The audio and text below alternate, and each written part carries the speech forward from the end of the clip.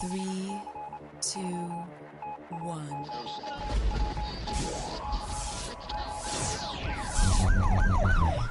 We'd like to welcome you to another edition of GrokTALK, brought to you by New Hampshire's leading conservative blog site, GrokTALK.com. We are your feared extremist, right-wing, hard-charging, gun-toting, opinionated, outspoken, rabble-rousing, letter-writing, radio microphone stomping conservatives and rational libertarians. So get ready for more news and opinion you could only get from GrokTALK.com. GrokTALK. Good morning. Memorial Day weekend. Make sure everybody's mics are on, including Mike. Hey, Mike, how you doing? Mic check. Mic check, mic check, mic check, mic check. I'm busy checking to see why I'm not broadcasting, because I'm not, for some strange reason. And so we have a lot going on today, aside from the fact that the audio stream's not up yet. That's not going on yet. But it is Memorial Day weekend. A lot of people are out. A lot of people are going to picnics and parties and having fun. Let's all remember why we have Monday off, please. Today on the show, Doug Sachletben from Club for Growth will be joining us to talk about Mike Huckabee's tax record. We also, of course, have Jane Cormier here already. We're going to have Ed Nail in. We're going to have Kimberly Morin in. We're going to talk about a wide range of subjects, including the recent special election that Yvonne Dean Bailey won. Yay! Carl Gibson getting arrested. Probably a little FEC violation news. And the Balsam's Boondoggle was signed into law. And so we'll be talking about that a little bit. We had some Scott Walker video posted up at GraniteRock.com this week. All kinds of things going on. And the grin on the face of our governatrix as she signed it was what puts the ass in asinine when you've got a donkey in the chair. I mean, I have never seen a grin like that in my life. Yeah. In that picture. Yeah. Yeah, she was pretty excited. So, Mike and Jane, start having a conversation while I play with my audio problem here. Have conversation. Have oh a conversation. Okay, so we've got a stall here for time. Is that what you're saying? Well, no, you can just start the show. I mean, that's what you're here for, right? So, as you say, I'm supposedly so much going broadcasting, on, and I don't appear to be. So much going on this week, Steve, as always. Let me see. The fall of Ramadi, another success story of the American foreign policy under our leadership from behind. So sad. So sad. I mean, basically there are two forces wrestling for control of most of Iraqi territory, and we aren't one of them. No. That is Iran, whose puppet government in Baghdad will let them come in whenever it's in their interests, and ISIS, who basically wants to control everything in the Middle East, and who, by the way, just drove their tanks across hundreds of miles of open desert to seize an archaeological site, not even a real city, just so they could say they had it. And, of course, their record of preservation of antiquities is not great, to say the least. You're kidding. In fact, there seems to be something about the Islamic extremists, the jihadis of the last 20 years. The only history they have any respect for is their religion as it was born in the 7th century. Anything older than that can't exist per se, and they call Christians peculiar. Yeah. And they absolutely have no respect for any other religion, and they have been destroying Buddhist shrines, ancient sites in Iraq, and, well, we just fear for the... I'm trying to remember, is it Nineveh? Nineveh. I forget which city it is in Syria that they just took control of. But again, there's no reason to be there except to put a pin in the map. No, and it's also a way for them to use their power because they know that does strike the heartstrings of those that understand what history is all about when they can go in there and just destroy it. So it empowers their fear campaign, and they're trying to get press, and they do it any way that they can. It's really sad. I often think about in this whole situation in the Middle East. I was never one that completely bought into the scenario that Obama was actively promoting this. Right? I was in the mindset that, boy, misguided and living in his own world. As time goes by, and you look has happened since he has taken office, how we have lost everything. Piece by piece, every battle that was won, every city that was won, and how it's just fallen to the wayside, and the bad guys are there again. Right. You have to wonder. Is it simply a case of being the unbush, or is it something more than that, and actually choosing to cause chaos? Because there's a difference between getting out of the places that Bush went into because you're the unbush, right, and actually actively fomenting trouble, as we did in Libya, as we did in Egypt. I mean, we have toppled governments with bad results. Right. There was no thought-out plan. They said Bush didn't have an end game in Iraq. But at least it involved keeping the peace and stopping the factions from murdering each other, and that's a very far cry from what we have now. Right. Well, how do you even explain, in any kind of common sense way, the release of those 5 heinous terrorists for Boondoggle? That, to me, was kind of a turning point, because those 5 men had so much blood on their hands. How do you even get to the point, like you said, unbushing it, right? Having that mentality to allow those 5 demons to go for our man that left his patriot, left his comrades to go off and do his own thing, and ultimately killing, his own members of his team. What is that? So, there's a big question mark here. And isn't it funny how that line has now moved to the point where what was once kind of a crazy right-wing theory, that our president was actually working with these jihadists, to the point where now you have a lot of factual basis to not even, to go past inquiry of it. This backing it up. It's extremely bad. And it's certainly... Well, if we assume that he's working to some grand socialist design as opposed to simply bumbling along, you just have to wonder what that design is. Yes.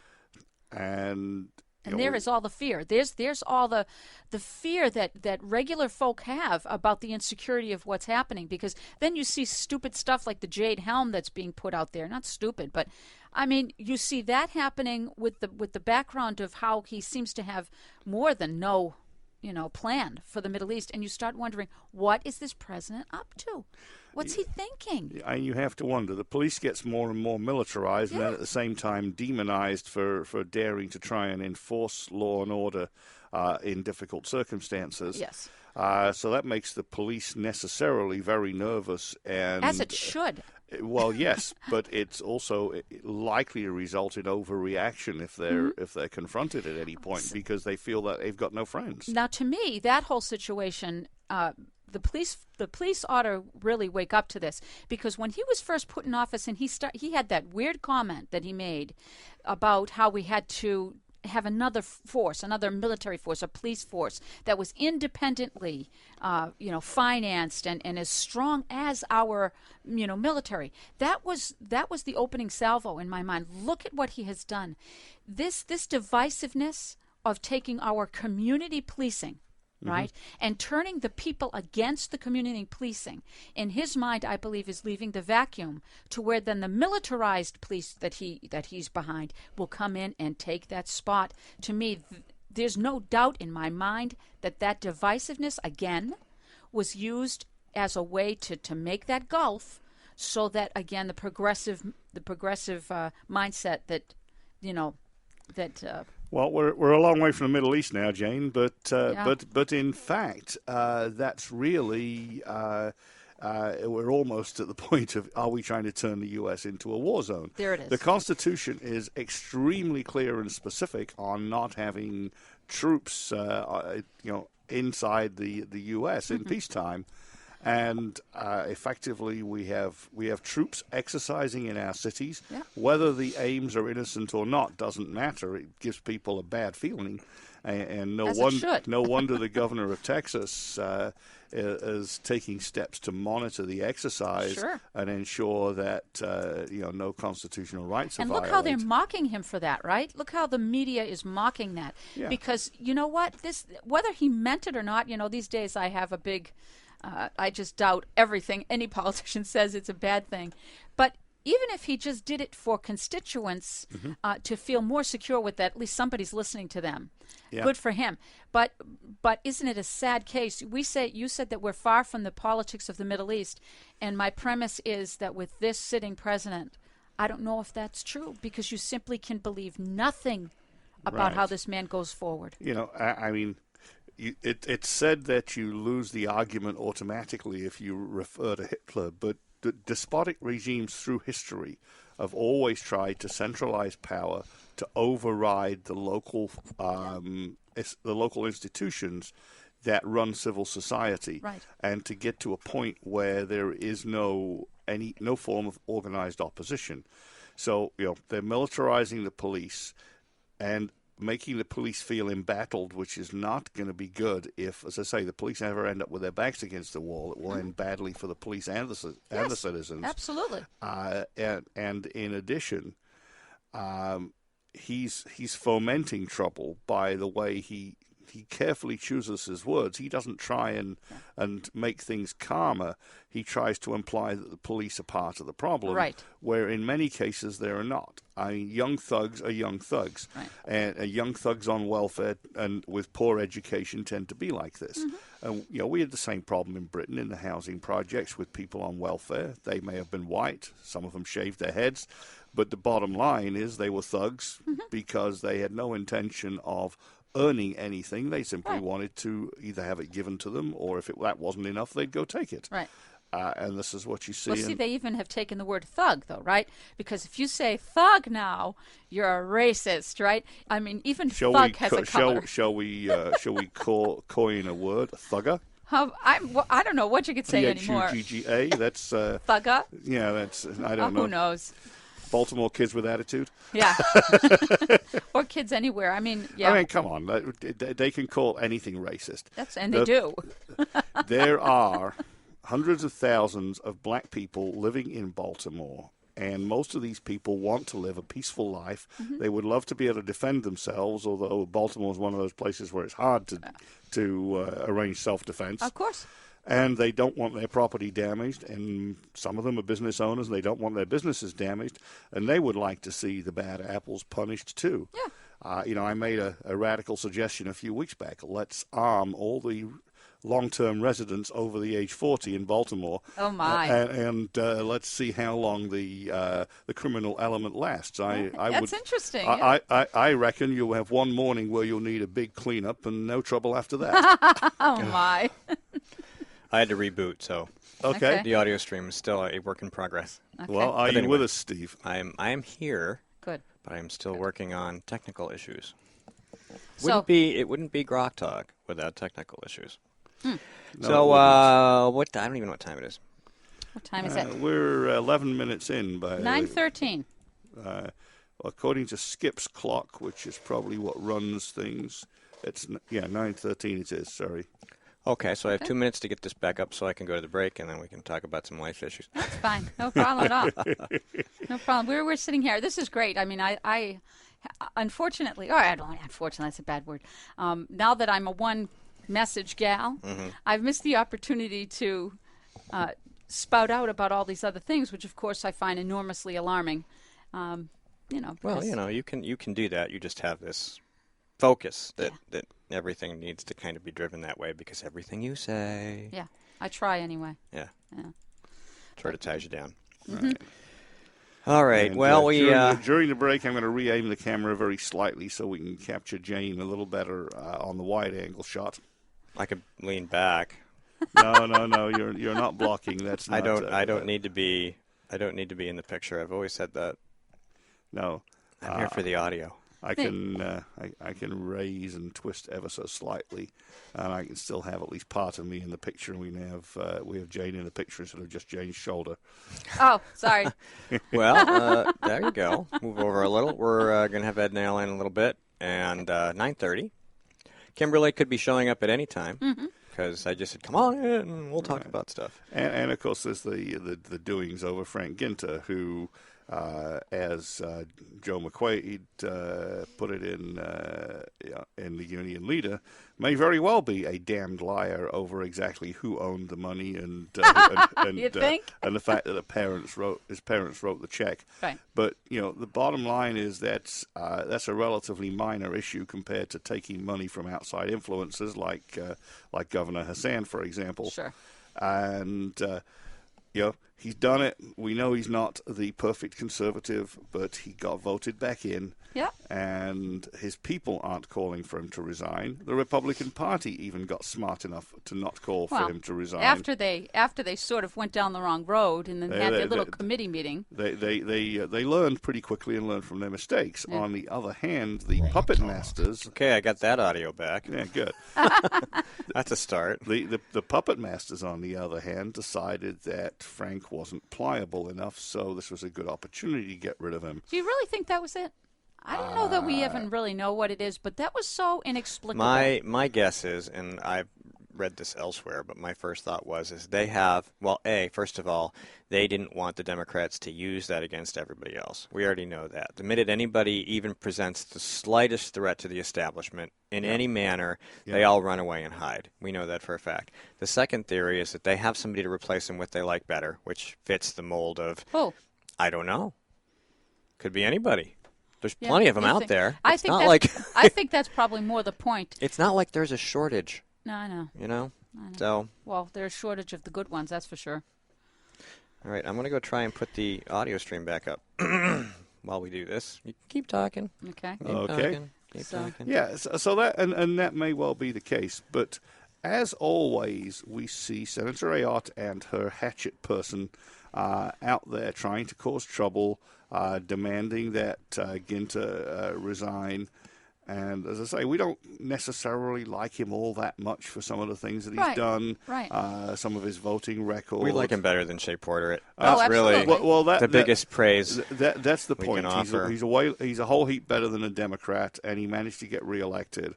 And the last thing we want is to throw the district into the air in midterm. Yeah, it doesn't make a whole lot of sense. It doesn't. And given that Democrats tend to do better in congressional races in this state during presidential elections, it's an iffy situation. Are we taking a halfway break, Mr.? No, we're going to keep going operator? because I'm still trying to fix this. And it's just not going to work. I'm just checking. Yeah, no, that's fine. So keep talking. You'll recall that the senator and her staff interfered in the party chair elections a couple of rounds ago.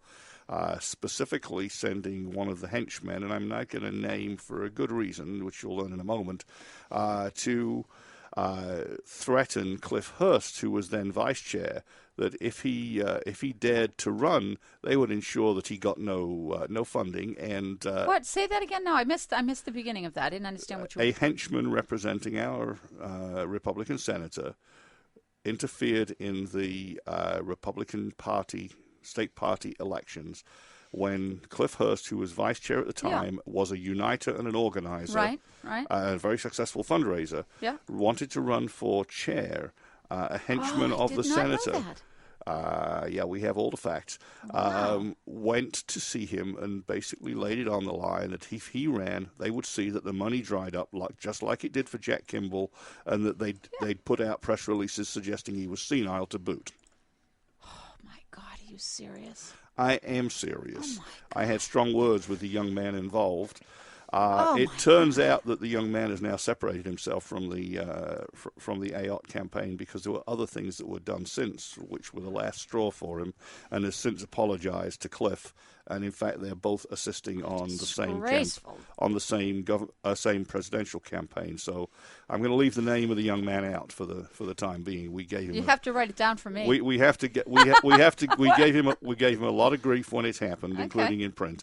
But it's a there's a trend. Yeah, that's how the business happens. Of the office of the senator maybe acting on the advice, what was it, noxious fumes emanating from the cave of the gnome, as Radical Moderate wrote in one of his comments. Does it ever get old? I mean, what's going on with that?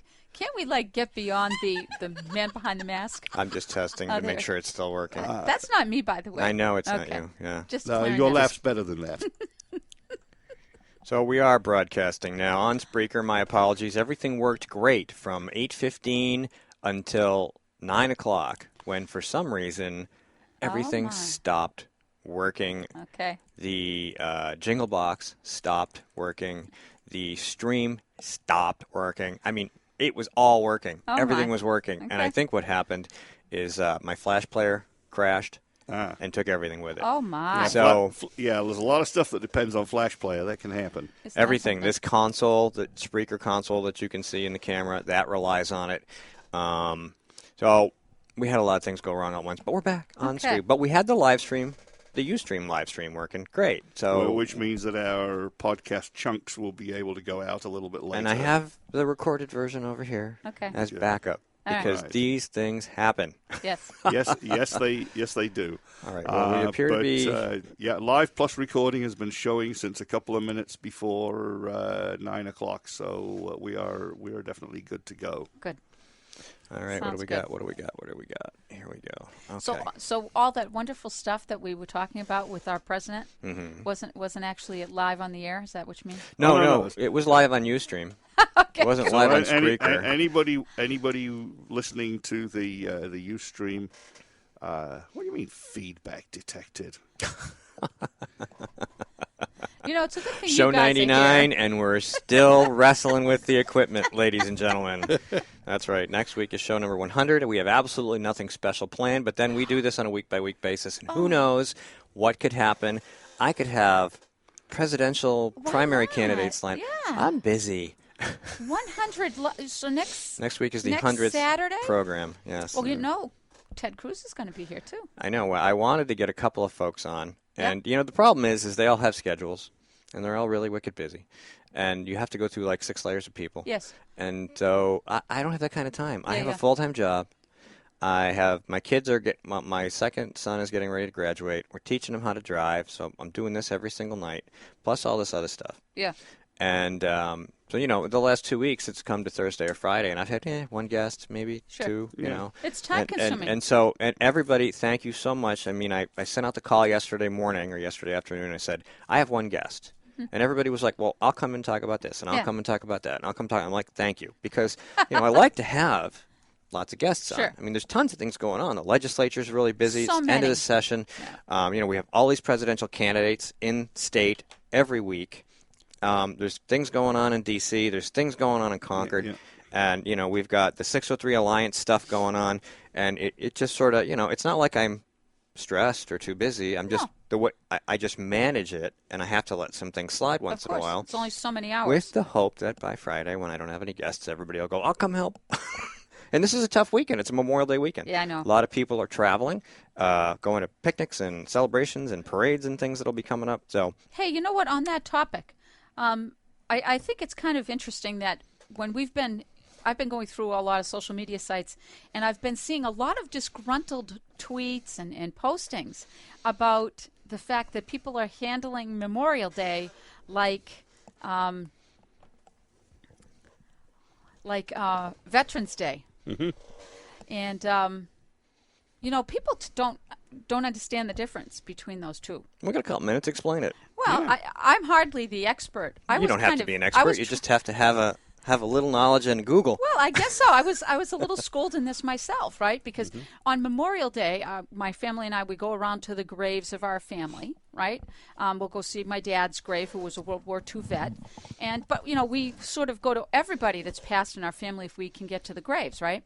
But people were really upset on the media because they assumed that Veterans Day, which is a celebration of those with us that have supported and served this country, is the same thing as Memorial Day, which is actually to remember, a thoughtful, I don't want to say prayerful, because some people don't pray, but a thoughtful thank you time for those that have served in the country. And sometimes I see the vets that are posting are quite upset that the party time atmosphere of Memorial Day is actually not what it was intended to be. And I thought that was interesting because all my life I've been sort of putting the two together myself. Mm-hmm. What they're supposed to be. So. Okay. Well, I see, think we've got the camera aimed right. We've got the top of the Granite Grok sign in. We got Jane in the right-hand side of the picture with Steve's head and headphones, and most of me in the other side of the picture. Hey, you're that's cooking. not bad. Only took us an extra half hour to get that all worked out. Hey, that's all right. That's Better how late we than do never. things around here. That's how we roll when the apprentices are in charge. That's right. That's right. Because Skip's not here. Actually, Steve's the expert on the board, and he now runs 3 boards and somehow makes everything happen. Yeah, wow. Well, yeah, I don't want a 4th. I think the 3 is good. Yeah. I didn't want the 3, to be honest with you, but I didn't really have a lot of choice. So we do have all these things. We're expecting Ed. Who knows?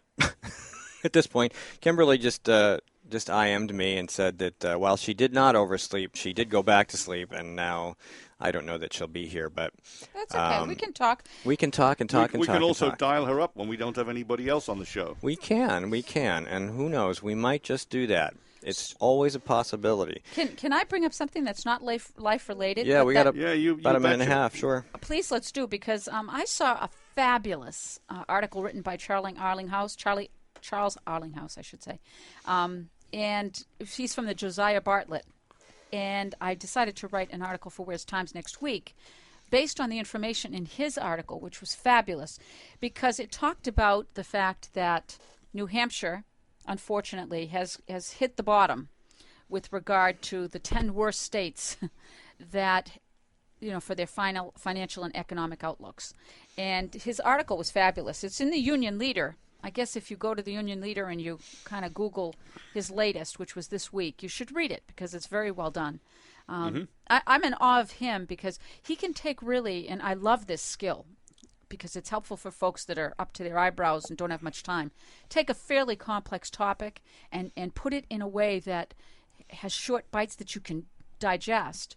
But very sad. Do you know that we are 48th in this country for business taxes? Oh, I do. I just wrote about this on watchdog.org. You did? I did. I'm sorry, I missed that one. Which is why I haven't posted it anywhere else yet. All this excitement over trains for New Hampshire, we've already got a giant sucking sound by the southern border. The Massachusetts folks come in here and ruin our politics, and somehow they manage to make our tax environment, in spite of the lack of an income tax, so unprepossessing that the businesses all locate south of the border anyway. Okay, we're heading up on the break here. It is important to note that we are still in the top 10 for the lowest overall tax burden. However, That's going to change. that is going to change because it has to. All right, we'll be right back. We're going to take a quick break. Hopefully Ed's in the next room or somewhere nearby, or you'll just have to listen to us. But we're going to talk about Carl Gibson, who was arrested for vote suppression. And there's Ed, right on cue. We'll be right back. Just as we talk about vote suppression. None of this stuff works, but Ed's here. We'll be right back.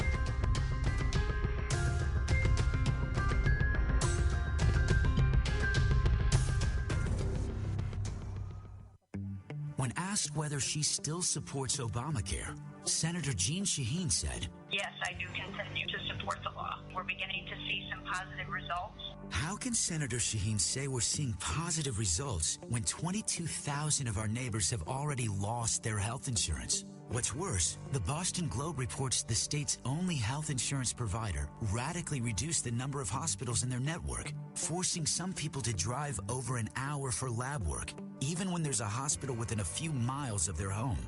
When pressed about lack of access, Shaheen said, "There are some hospitals that are not covered, unfortunately, and I certainly hope that's going to change."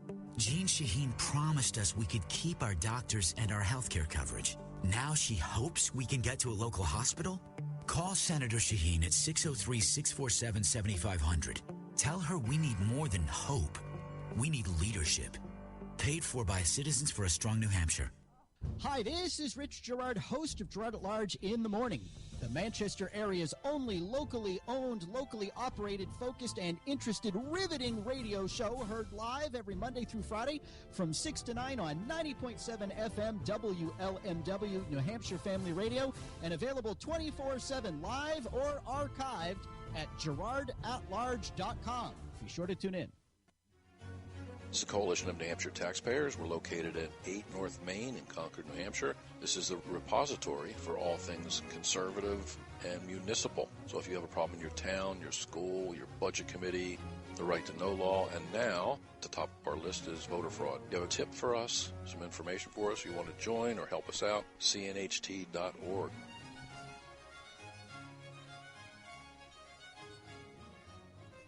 Hi, this is Rich Gerard, host of Gerard at Large in the Morning. You're listening to GrokTALK. 3, 2, 1.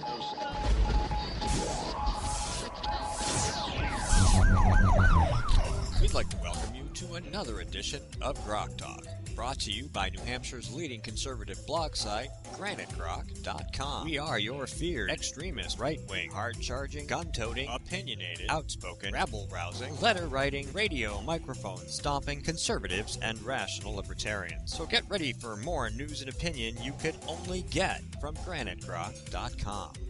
GrokTALk. Welcome to GrokTALK, where the equipment almost always works.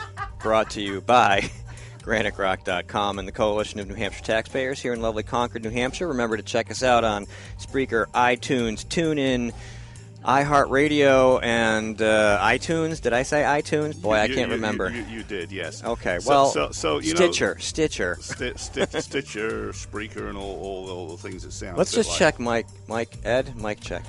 Mike check. Mike check. Okay, check, Mike. check. Now let's check with Mike. Check Go Mike, ahead. Mike. Yeah. So, Steve, you're actually a technical guy. You work with a company that assembles and ships computers. My term is engineering support. Yes. Yeah. Computing type devices of one sort or another. So you're probably aware that the reliability of the whole is a product of the reliability of the parts. Mm-hmm. Meaning, if something is 99.999% reliable and you put 5 or 6 of them in a chain, you're now down to 99%. Mm-hmm. All of the .999s having disappeared in the multiplication. That's correct. And here we are with more and more pieces chained together, and it's not surprising that this reliable equipment occasionally causes us to have a little malfunction. You know, interestingly enough, another unreliable piece of equipment known as the New Hampshire Attorney General's office recently attempted to begin doing something the right way, and that's part of the reason why Ed's here. I've been talking to people. Everybody on Facebook's excited that Carl Gibson got arrested, but I said they just arrested him. They didn't prosecute him yet. No, he says he's been asked to turn himself in, and he'll be arraigned on June 22nd. I'll probably be there. I would think so. Yeah, Well, that was a federal charge, though, right? No, it's a state. It's a state. Oh, is it a state? It wasn't a state. It wasn't a federal Yeah, election. you know what the It was a state RSA election. is? No. 666. 6. No! Yes, it is. It's funny. He's going to plead the devil made him do it. That's right. Yeah. Well, Or Budweiser. He's already said the booze made him do Yeah, it. that's a bull-faced lie. This guy's a professional. He's been doing this all over the country. Yeah. Oh, He got gosh. caught here. I'm so glad he got caught. I think the Well, AG's office. he's obviously saying that this bud doesn't make you wiser. Yeah. Mm-hmm. We can only hope it sticks.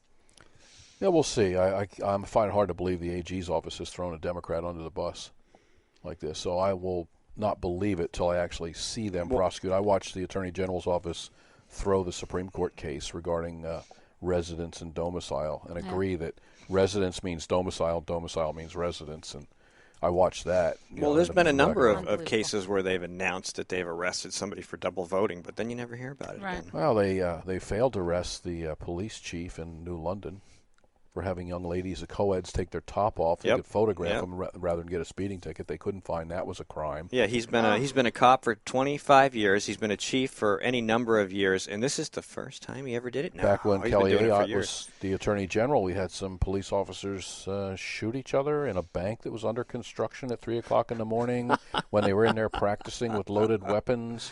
No, there was no problem with that. We've had many police officers that have absolutely, positively done criminal acts if the AG's office has tried to get There was them a off case and this gotten them week with some Seabrook police off. officers. It never ends. So I doubt very much whether they're going to be aggressive in prosecuting this guy, but that's okay because I'm very aggressive in looking into the other states. I'm And in it contact gets a with lot of press, Wisconsin. and it gives us a lot of opportunity to put his name out in Google with words like vote suppressor, vote thief, vote fraud. Liberal, socialist, Democrat activist. Correct.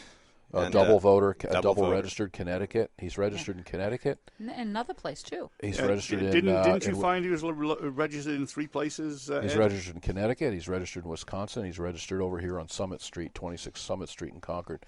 Now, the problem with him is, if he's really prosecuted and there was an investigation, we'd know where he actually lives. So he has an apartment in a commune on 244 Westlake Road in Madison, Wisconsin. It really is a commune. It's a commune. It's a 35-unit communal living situation for activists, for gay rights activists. Really? And hard left communist party members, socialist revolutionaries, all live in this commune. They share bicycles and food. And after a few years, they'll condemn the building. No meat.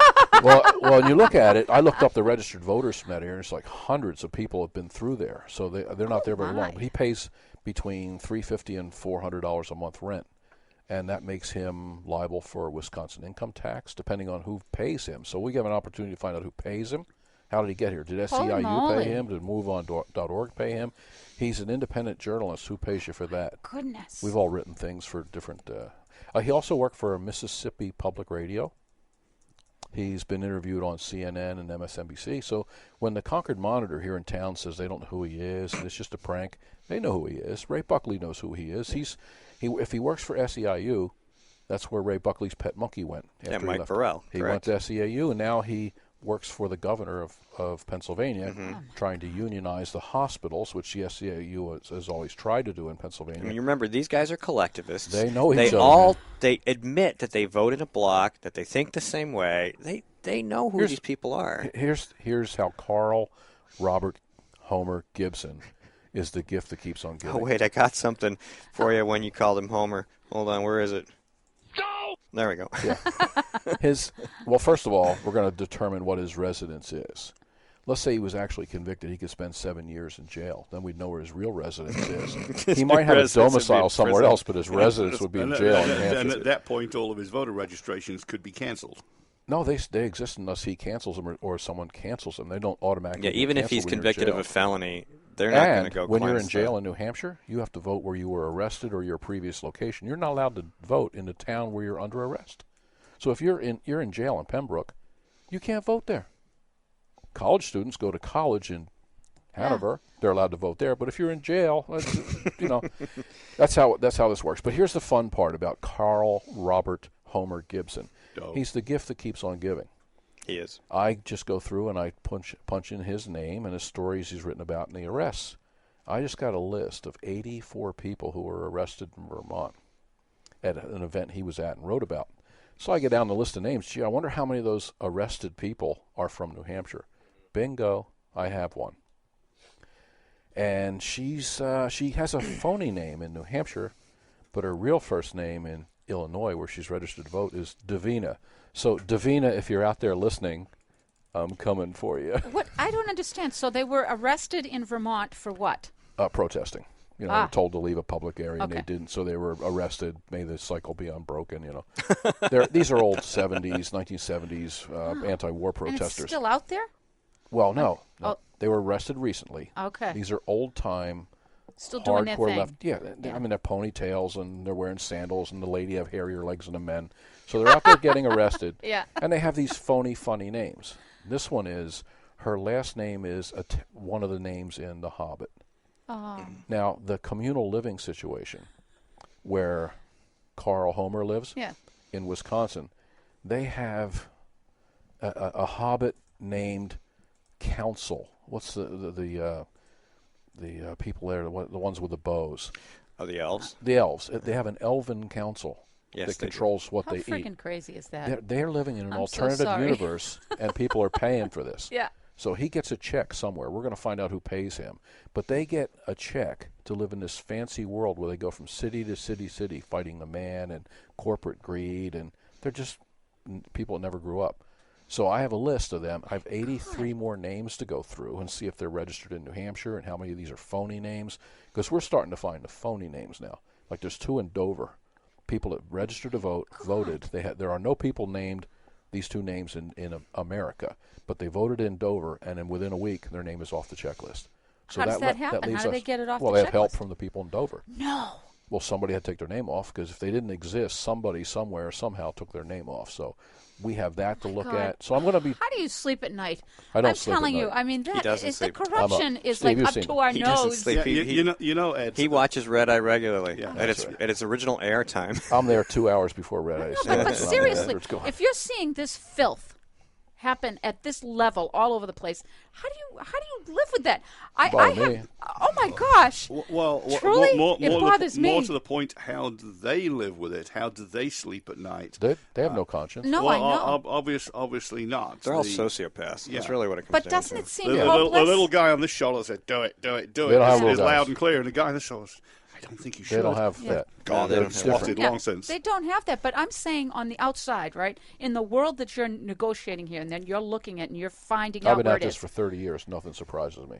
I just don't know So how I you just could do it. I see it as an opportunity. Like, we have never damaged the AG's office like we have in the last 3 or 4 years. When we caught the Assistant Attorney General Mike Brown let Melissa Shohat vote from his house, well, he's not prosecuting this case, is he? No, he's not. How would he be able to do that? Say, oh, is Melissa going to come testify against him? Maybe she ran into him in her little circle. What of is friends. it with the AGs? Why can't we get a good AG one? works for the Democrat Party in the state of New Hampshire. That's just the way that And it they is. have Even for if a there's a long governor, time. let's say a Republican We had group?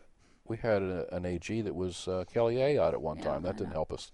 So, in fact, she prosecuted Gene Chandler for having a corn roast, but not Ruth Griffin for taking cash from lobbyists. So, I'm familiar with how it works. I understand it. I accept it, but I don't spend my time worrying about it. I spend my time document it, track it, understand it, and when I see this as a gift, when this guy gets arrested, he has to say his real name. He has to give a driver's license. That just leads me. We caught him by his phone number. I got a phone number from the Connecticut registration. Now, he registered to vote in Connecticut, but he didn't vote. But it left me a phone number out of Mississippi, and that's how we tracked him down. Oh, my God. So Mississippi led us to Connecticut, and Texas, and Kentucky, and people are just Illinois. Wisconsin? And Wisconsin. Yeah, I already had Wisconsin. They're all fake lives. I mean, they're well, all they're fake. activists is what they do.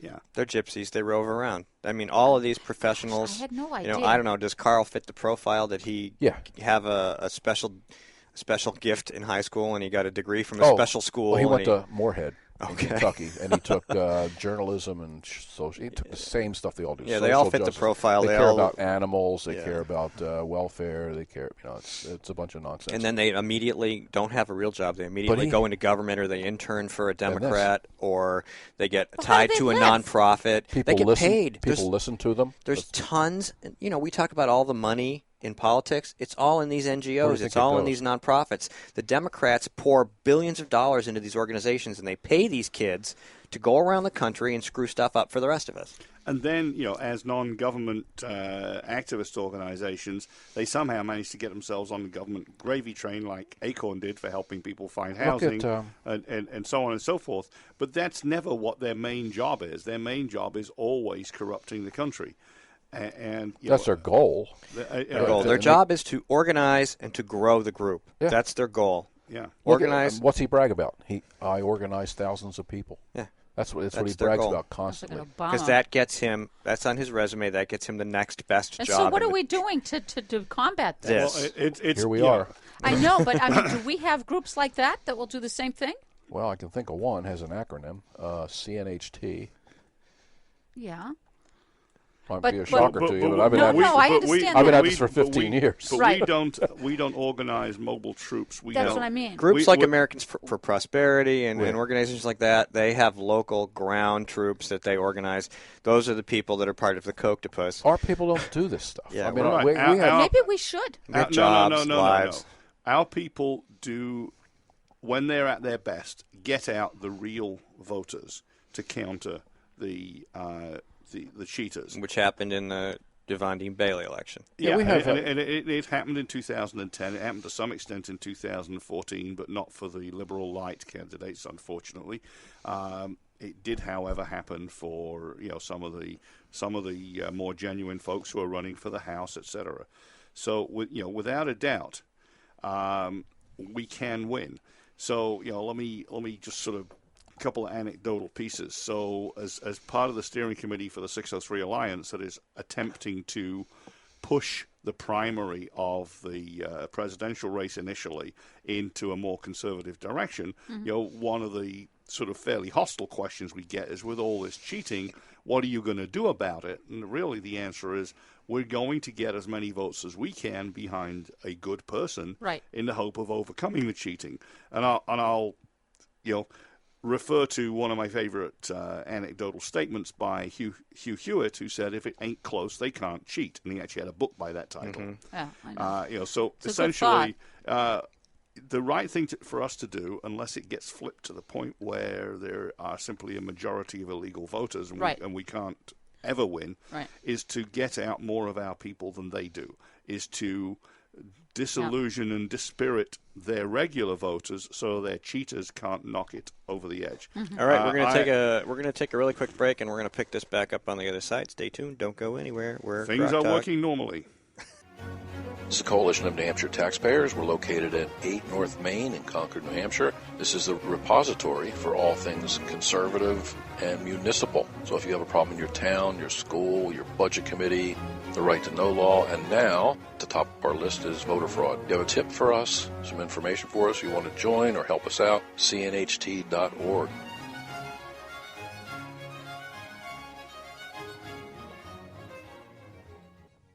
Hi, this is Rich Gerard, host of Gerard at Large in the Morning, the Manchester area's only locally owned, locally operated, focused, and interested riveting radio show, heard live every Monday through Friday from 6 to 9 on 90.7 FM WLMW New Hampshire Family Radio, and available 24/7 live or archived at GerardAtLarge.com.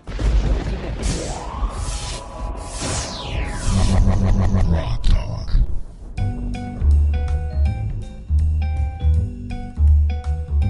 Talking when your microphone's not on. Look at me for your cues. Oh.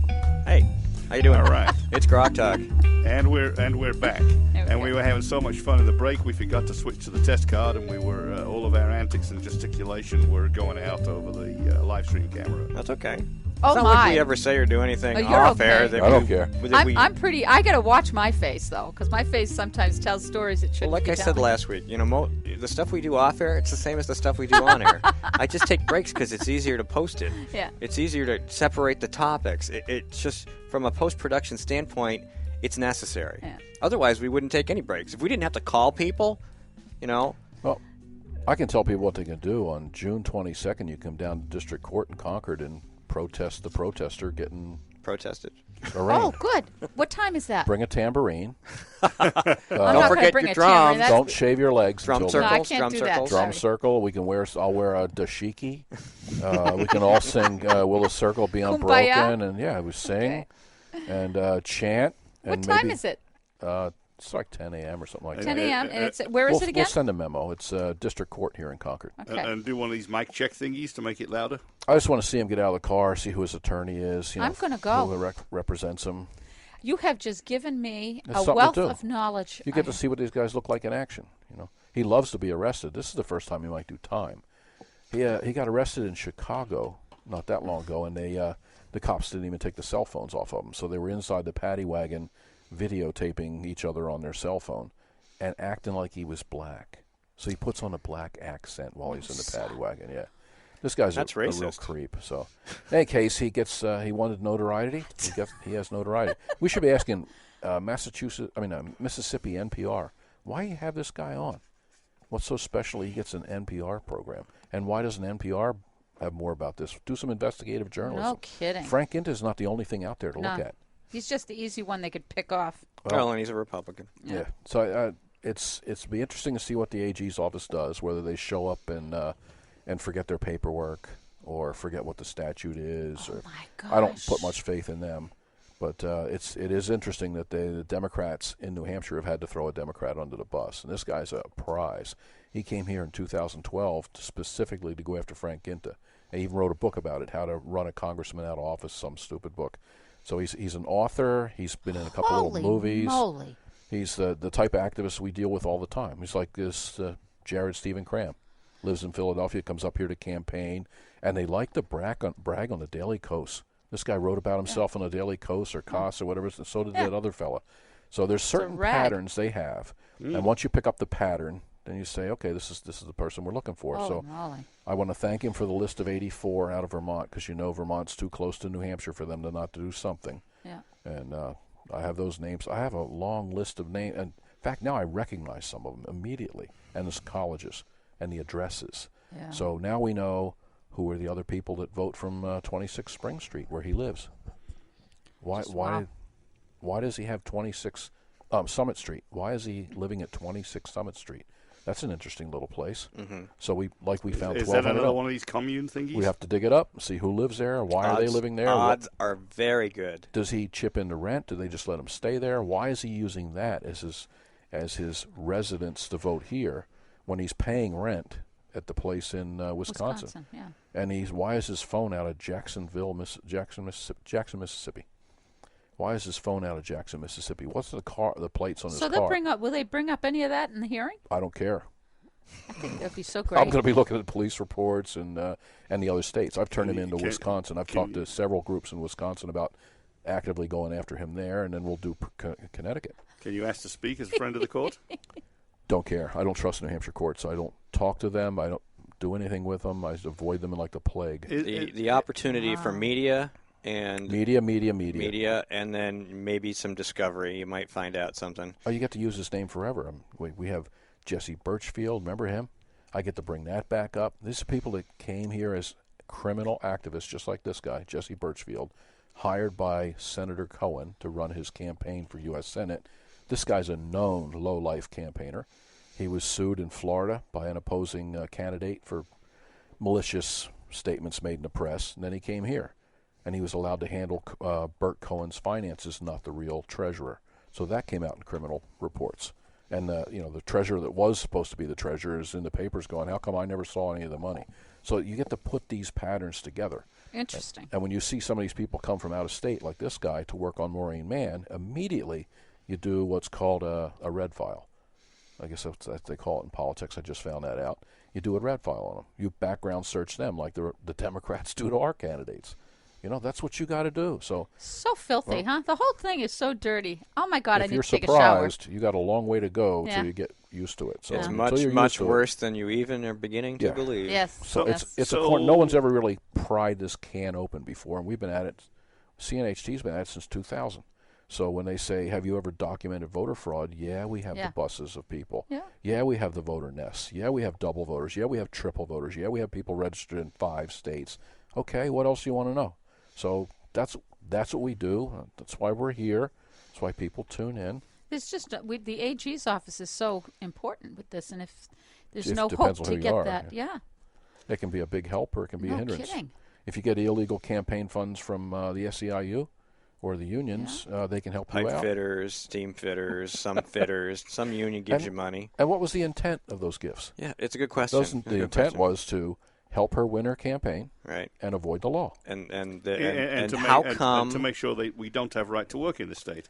Yeah, that's what scares them to death. Yeah. Yeah. So if you want to see the real quid pro quo here, when Mr. Nice Guy was governor, John Lynch, that didn't offend anybody and somehow managed to get reelected. He of the tiny shoes.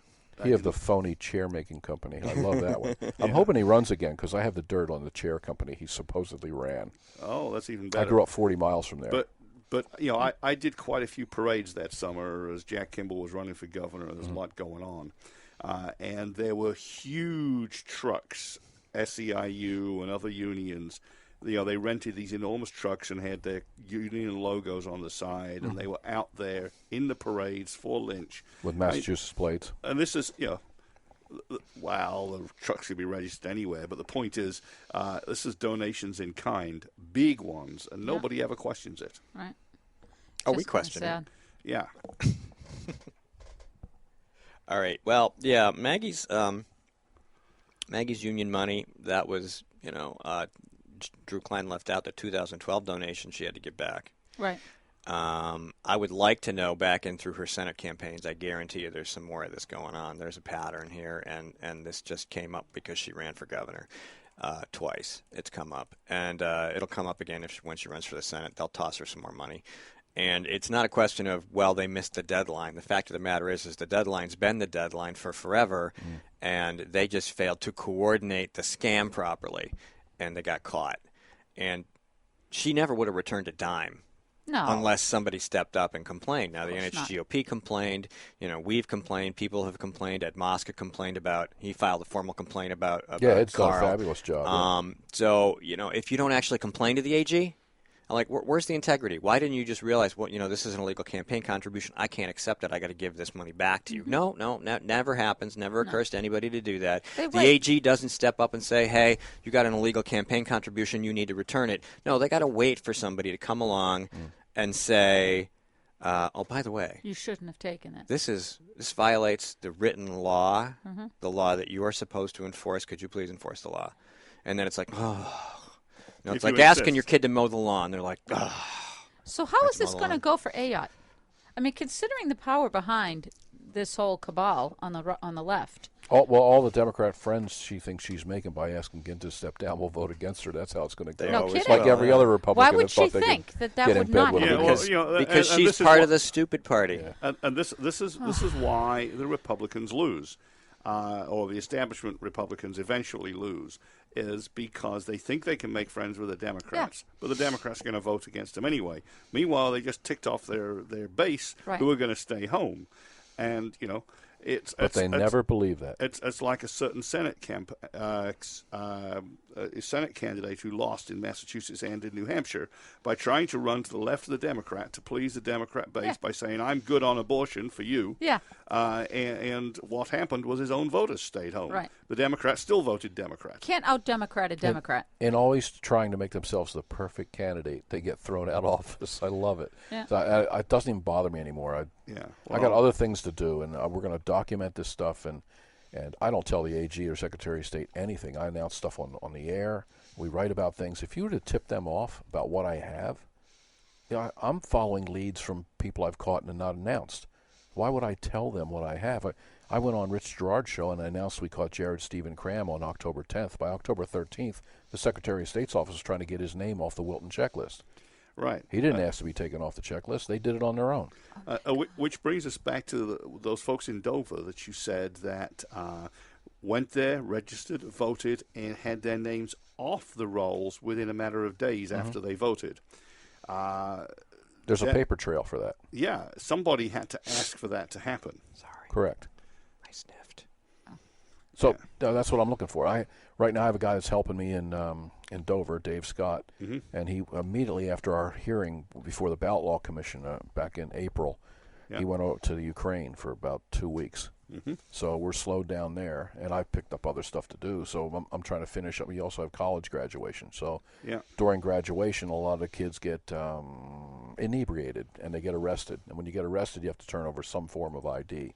So I track that ID to some of the easy states, and we're doing that now. So, but there is a group of us doing it. Steve sees the emails. There's a bunch of us. Yep. Yeah. All right. Thank you, Ed. You can stick around if you want. We have Doug Sachletben from Club for Growth coming on to talk about Mike Huckabee's real tax record. And after that, we'll talk about something else because Kimberly overslept and she's not coming in, so maybe we'll talk about her. Kimberly, you listening? All right. We'll be right back. We'll phone Kimberly. It's GrokTALK. Senator Jeanne Shaheen said, if you like your current health plan, you can keep it. That's not true, Senator. 22,000 New Hampshire citizens have been kicked off their insurance plans. Hospitals in Rochester, Concord, and Portsmouth, they aren't allowed to provide care under the exchange. Senator, you were wrong in your comments. You should apologize for your misleading remarks. I'm calling Senator Shaheen at 750-3004 and telling her I want my doctor back. You should too. Paid for by SaberPac.org, not authorized by any candidate or candidate committee. We are struggling. Rising healthcare costs are part of the problem. Senator Jeanne Shaheen helped create this mess we're in.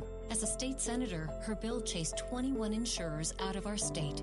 It reduced our choices, raised prices for New Hampshire families, and when Jeanne Shaheen supported Obamacare, it limited access to 10 of our 26 hospitals, reducing our choices again. Tell Jeanne Shaheen she's made healthcare worse.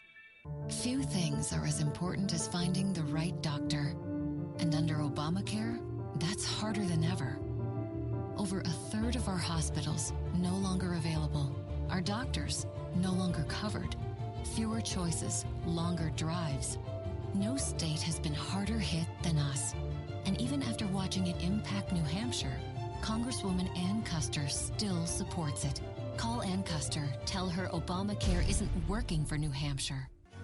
This is the Coalition of New Hampshire Taxpayers. We're located at 8 North Main in Concord, New Hampshire. This is the repository for all things conservative and municipal. So if you have a problem in your town, your school, your budget committee, the right to know law, and now the top of our list is voter fraud. You have a tip for us, some information for us, you want to join or help us out, cnht.org.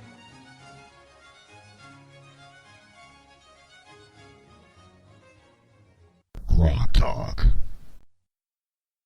3, 2, 1.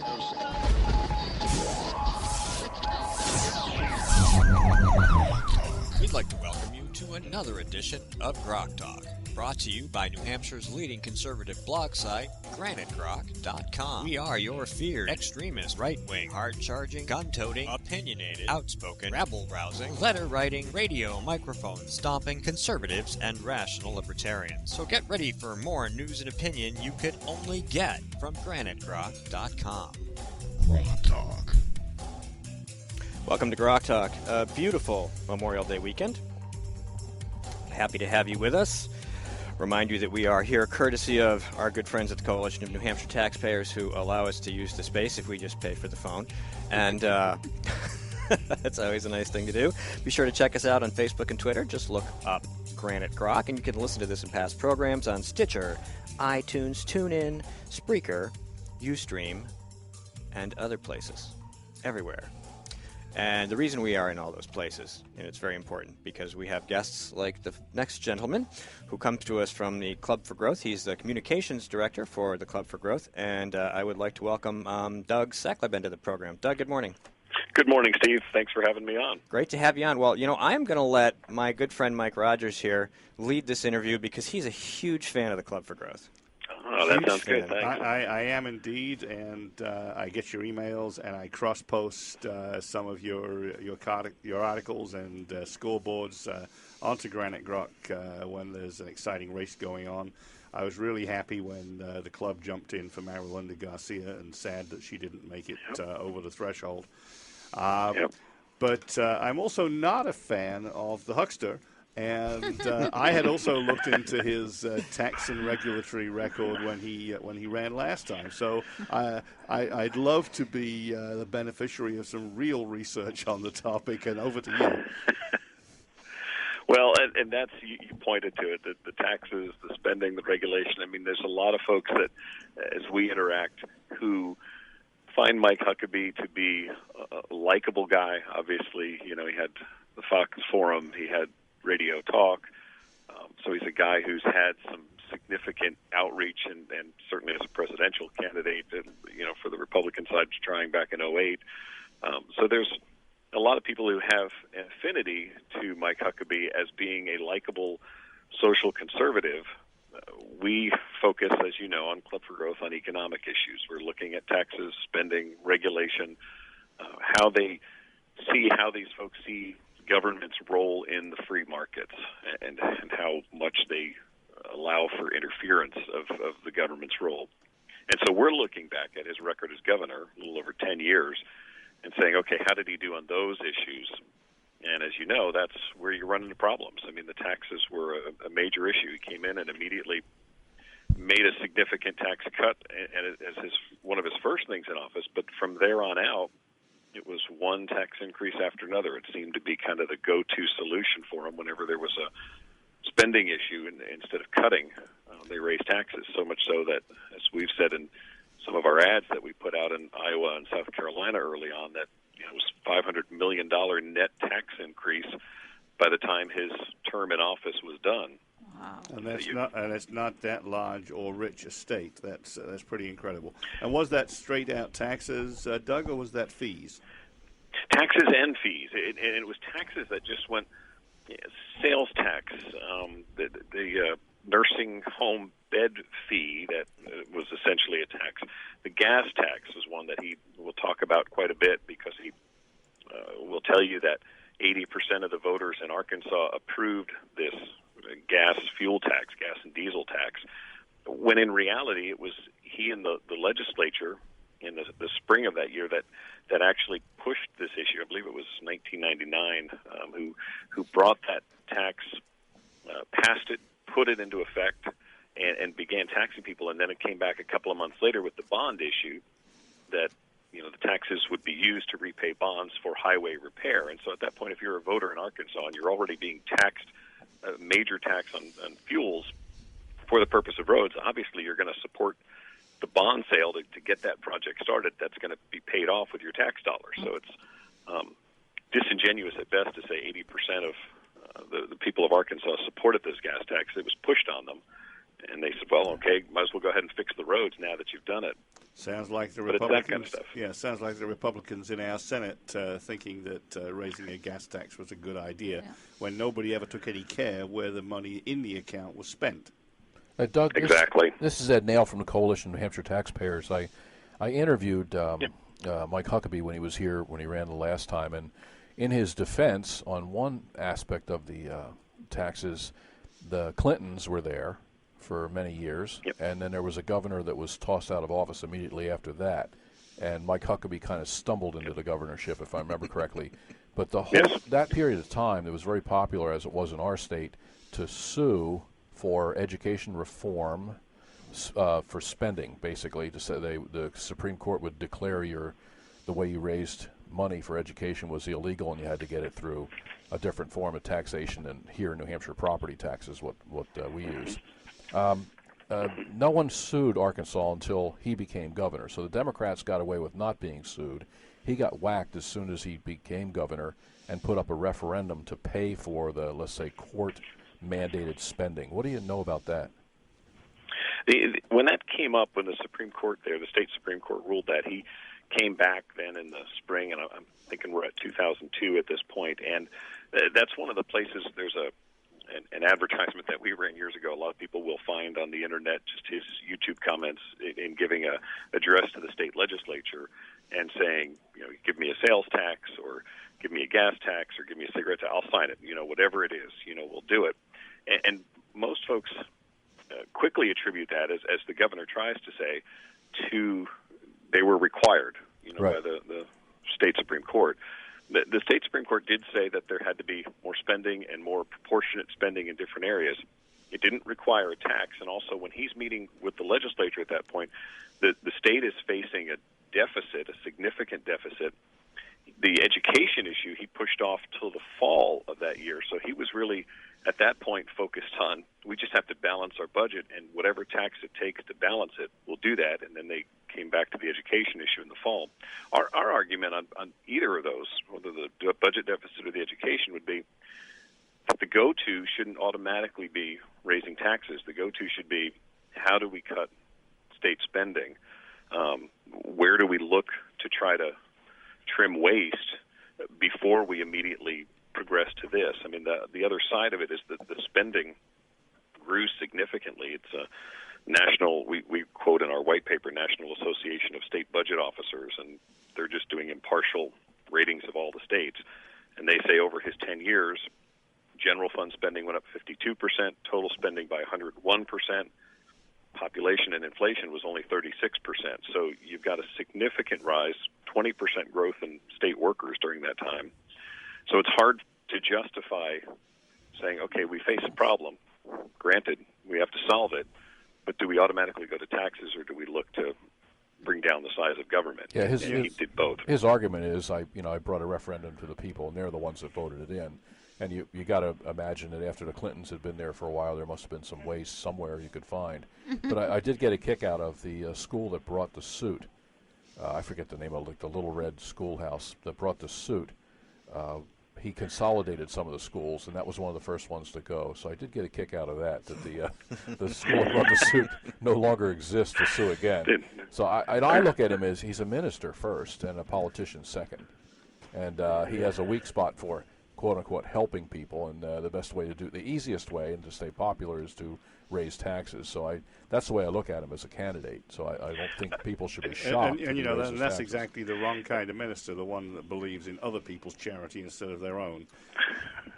That's a great observation. I actually, my background prior to working in Washington the last 8 years or so was as a pastor, as a minister.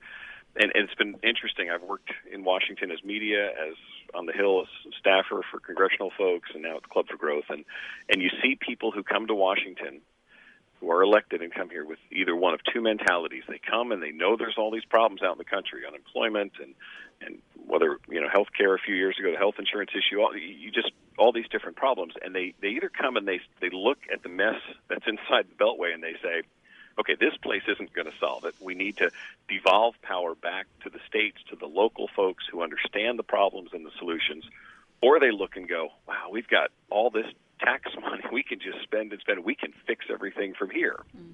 And so I think you're exactly right. As you come in as a governor like Huckabee, you look at problems and go, well, I can fix them now, just simply by spending money. And we know that doesn't work. I like to put it this way. Here in New Hampshire, we have 235 towns. And most towns have 3 selectmen, which are like little governors, township supervisors, whatever. And we have a House representative with 400 people in it and 25 senators. When I look at 24 senators, when I look at that, I say, wow, from my history of reviewing their behavior after they get elected, there's 2 types of people, the conservatives and the liberals or the progressives. And the one, when they get elected, they go, show me the books. And the other one says, show me the plans. It's the basic concept. I want to have my hands on the books so I can see what we're spending, and the other ones I want to have my hands on some plans so I can cut a ribbon and put one shovel in the ground. So there's that huge spread, and they seem to go either way. And the other one is gambling. As soon as you have gambling, they're either in their pocket or you're totally opposed to it. There's hardly any middle ground gambling. But that's what I've noticed with elected officials. And I'd love to know where the room is where they remove their spine. There has to be some sort of a medical area where they seize the bot. They either pull it out from down low or they pull it out from up high without leaving a scar. But I know that they're pulling their spine out somewhere. I keep looking in the dumpsters for the loads of spines after they get elected. I don't know where it is for your selectmen, but I know down here it's shortly after they get in office and the committee assignments start coming, and the prospect of someday working your way up to a chair of a subcommittee and those sorts of things, and leadership down here. The speaker and his folks say, if you want to progress, you'll have to play ball, and that's where the spine tends to go in the dumpster, as you would say. Sure, and we see that in New Hampshire as well. We have currently a Democrat-owned and operated Republican Speaker of the House, and he uses committee assignments and the withdrawal thereof to bully and buy the pliable members of the Republican caucus. And about 3/4 of the Republicans, and they would otherwise be a majority, have spines. But there were enough without spines that this guy was able to stack all the committees, and essentially the Democrats' will shall be done. Yeah. But the voters in his town have spines, so he's up for re-election. We'll see what happens. Yeah, hopefully. All right, so back to Governor Huckabee. Yes, where did we leave off with him? I forget. His highway spending, that's that right. was to improve southeastern Arkansas, if I remember correctly, right? To put some roads down in there. How'd that pan out? Because a lot of these things, we've been around long enough to see if there's results. Well, and I think that there is market improvement. I think if you talk to folks from the Truckers Association, the highway transportation folks, who sort of score these things for states, will indicate that there was improvement in Arkansas, and certainly in education, probably the same thing. The question comes down to, and I think a lot of our, small business owners, the folks who are listening to your show, and you all, you understand that there's a constant balancing act of making choices. There's a lot of things that I would like for my business, that I would love to have for my business, that I think would improve business and help, but I know I don't have unlimited spending, and so that's where I have to make the choice of what I'm going to reduce on the other side in order to get that new advertising plan or whatever it might be. And I think, again, that would be our argument, is that you can point to these improved highways, but was the gas and fuel tax that was imposed on the working folks of Arkansas the right way to do that, or was there another way to even a mix of some kind of spending cuts to make that happen and to make that more effective? Well, I'll tell you what, up here in New Hampshire, we love the Club for Growth. And how do we get in touch with you guys? The best is our website, clubforgrowth.org, clubforgrowth.org. And one of the things they'll find on there is, if you look under, in fact, it's on the front page, is our white paper series. And that's where the information on Governor Huckabee, we've got a lengthy white paper. And it's not meant to be just sort of light talking points. It's not the idea of just, throwing out criticisms. What we've done is looked at all of the facts, and here's what he did in office. And we point out, the tax cut that he started with, and then go through the tax increases. We point out the good comments he's made since leaving office, reference to Obamacare and spending in the federal government. And we try to give people a balanced perspective, full of data and footnotes that they can read and say, okay, this is where it seems to be. And so they can see the white papers. We've done them on all the all, I shouldn't say, because a couple more have come in just in the last few weeks, but on the announced candidates, and we're working on them for the rest, and we'll continue to put out these white papers. And as you guys know from the Club for Growth, there's scorecards on your members of Congress and how they vote on economic issues, and just key vote alerts. Right now, trade is the big issue, and so our latest information on where we are in terms of the trade debate, all that's at clubforgrowth.org. All right, Doug, if you want to hang on for a couple seconds, we can come back and we can run down that bullet list on Huckabee. If you want to just hold on, we're going to take a break. We will be right back. Yep.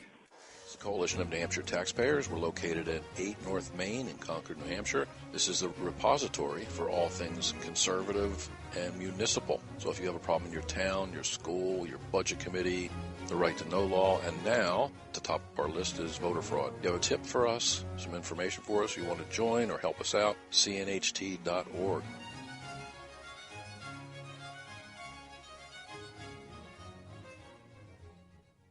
Hi, this is Rich Gerard, host of Gerard at Large in the Morning, the Manchester area's only locally owned, locally operated, focused, and interested, riveting radio show, heard live every Monday through Friday from 6 to 9 on 90.7 FM WLMW, New Hampshire Family Radio, and available 24/7 live or archived at GerardAtLarge.com. Be sure to tune in.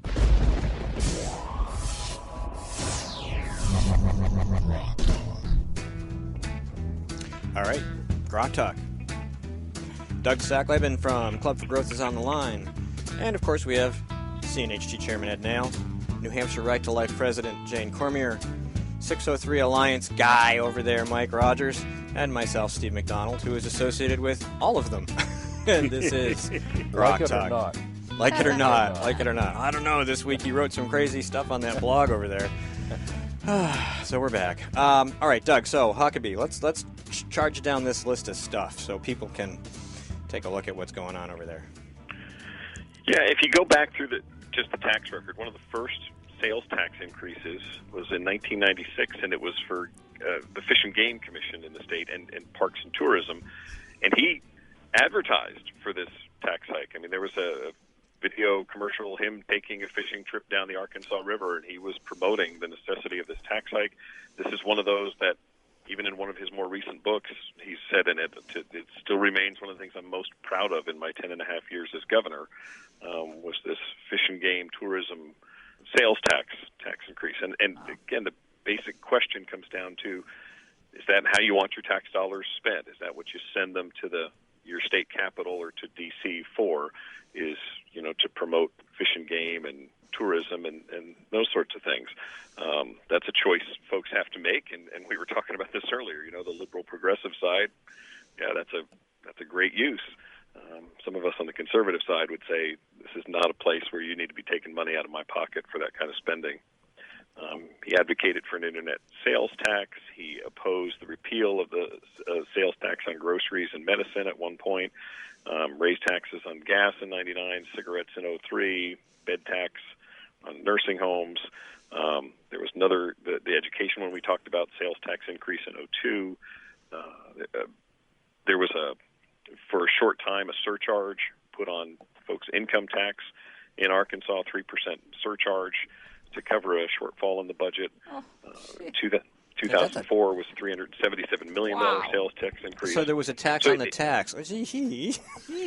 Yeah, and you know, when you put a surcharge on income, on an income tax. Yeah, and you know, when you look at that litany of things that he raised taxes on, those are the worst of regressive taxes. They are taxes which affect the poor disproportionately, and there's no excuse for it. You know, exactly right. You always say here in New Hampshire, if you don't have an income tax, you can't put a surcharge on it. Yeah. That does solve that. That's one good thing. Yeah. I actually worked pretty well for us. I have a question here for you, sir. This is Jane Cormier. My question is that as he's, I've already picked my candidate. I know it's too early to talk about who one picks, but when I see him talk about his campaign, this tax issue, I had no idea. I knew he was a spender, but I did not know the level of spending, and I suspect most people don't. Do you have any? How does he respond to this? I mean, what has his response been to the question that you're a taxaholic as a governor?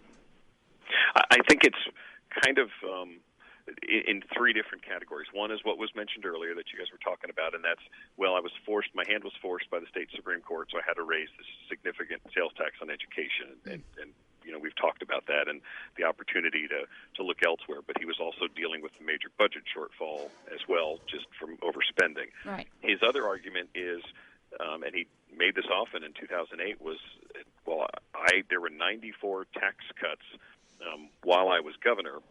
The problem is that's been evaluated, and it was, again, every little exemption, I think it was the Arkansas Times, says every little exemption, credit, deduction, or tax break is included in that 94, and so when you exempt residential lawn care from the sales tax, well, that's one of the 94. Oh my goodness. When you reduce taxes on bets made at the Greyhound Park, well, that's one of the cuts. When you exempt the Symphony Orchestra in Arkansas from the sales tax, he counts that as one of the 94. I see. So, be that as it may, I think most of us would agree that the sales tax is hitting everybody, and a gas tax is hitting everybody. These are just little pick-and-choose sort of breaks. So that's what he's saying. And then, of course, but in his defense, yeah, he did expunge Keith Richards' criminal record in Arkansas, correct?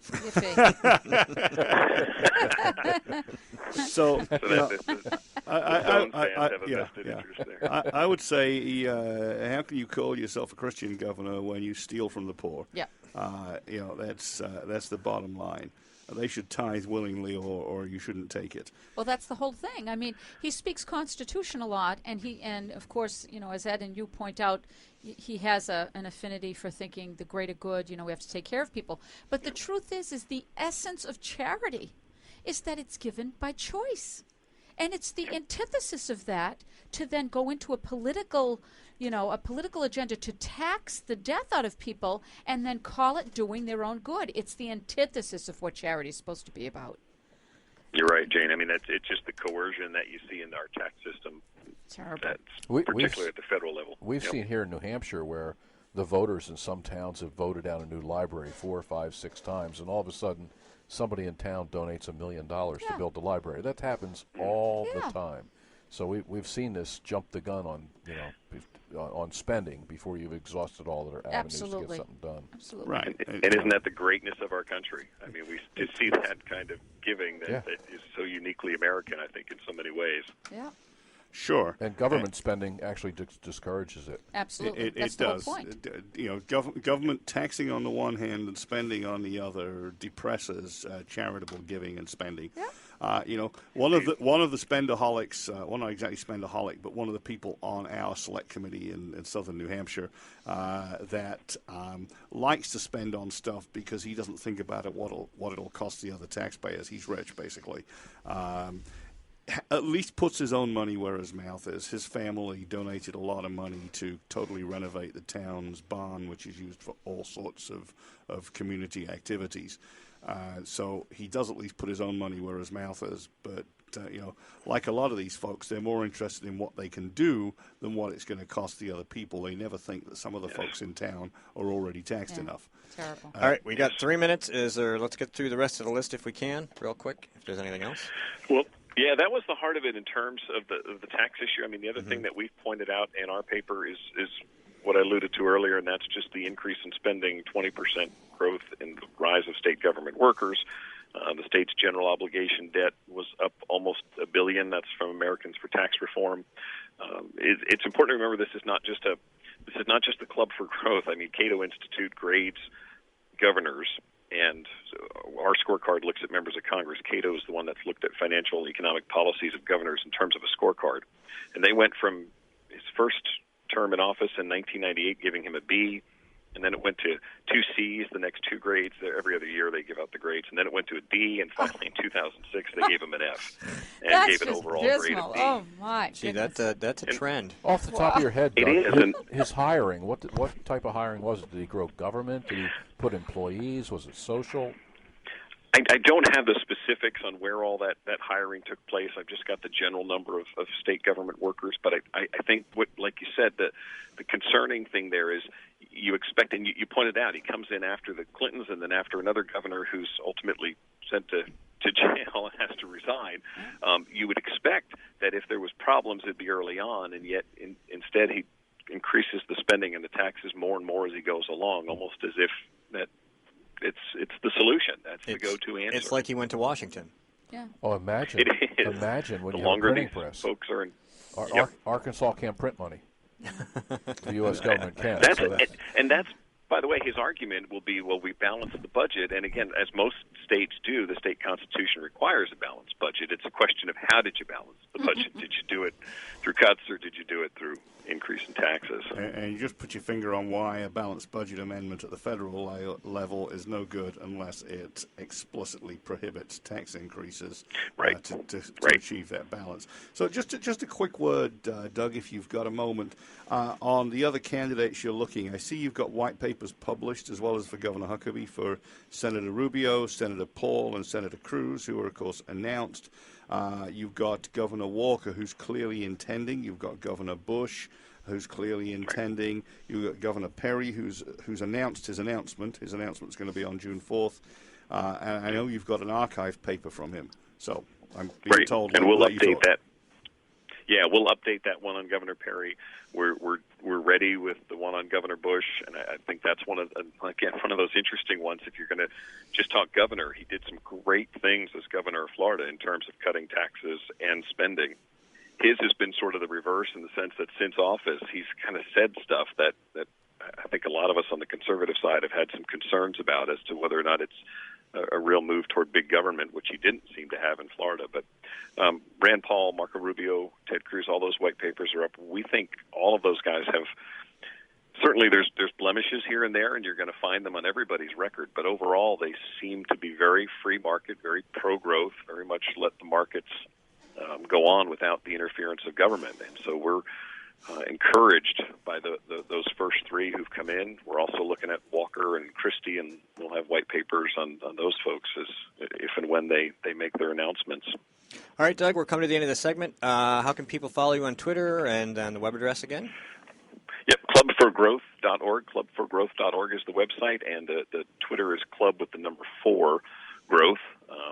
We keep real active on the Twitter side, and folks can get the latest. We just put out a statement even last night just on the whole trade issue and Ex-Im Bank that is going on down here in D.C., but that's a whole other deal. But folks can follow us on Twitter as well there at club, the number 4 growth. All right, Doug, thanks a lot. You have a great weekend. Great. Have a great Memorial Day weekend, y'all. Thank you so much for having me on the show. Thank you, sir. All right, we'll be right back with Kimberly Morin on the phone and the rest of the program. Stay tuned. We'll be right back. New Hampshire is famous for scenic drives, but they're tough to enjoy when you're on your way to the doctor. Because Obamacare limits your choices, some will have to drive more than an hour to see a doctor. What's health insurance worth if care isn't there when you need it? Jean Shaheen voted for Obamacare, putting your doctors and hospitals further out of reach. Tell Senator Shaheen Obamacare is not working for New Hampshire. Jean Shaheen and her allies are making false claims about her record on veterans. The truth? Shaheen refused to meet with veterans pushing for reform. She wasn't on the committee that wrote the reform legislation and refused to co-sponsor important VA reforms in the VA Management Accountability Act until after the VA scandal broke. When our veterans needed her, Jean Shaheen was AWOL. Tell Jean Shaheen to stop distorting the truth and fix the VA. Hi, this is Rich Gerard, host of Gerard at Large in the Morning, the Manchester area's only locally owned, locally operated, focused, and interested riveting radio show, heard live every Monday through Friday from 6 to 9 on 90.7 FM WLMW, New Hampshire Family Radio, and available 24/7 live or archived at gerardatlarge.com. Be sure to tune in. This is a coalition of New Hampshire taxpayers. We're located at 8 North Main in Concord, New Hampshire. This is a repository for all things conservative and municipal. So if you have a problem in your town, your school, your budget committee, the right to know law, and now the top of our list is voter fraud. You have a tip for us, some information for us, you want to join or help us out, cnht.org.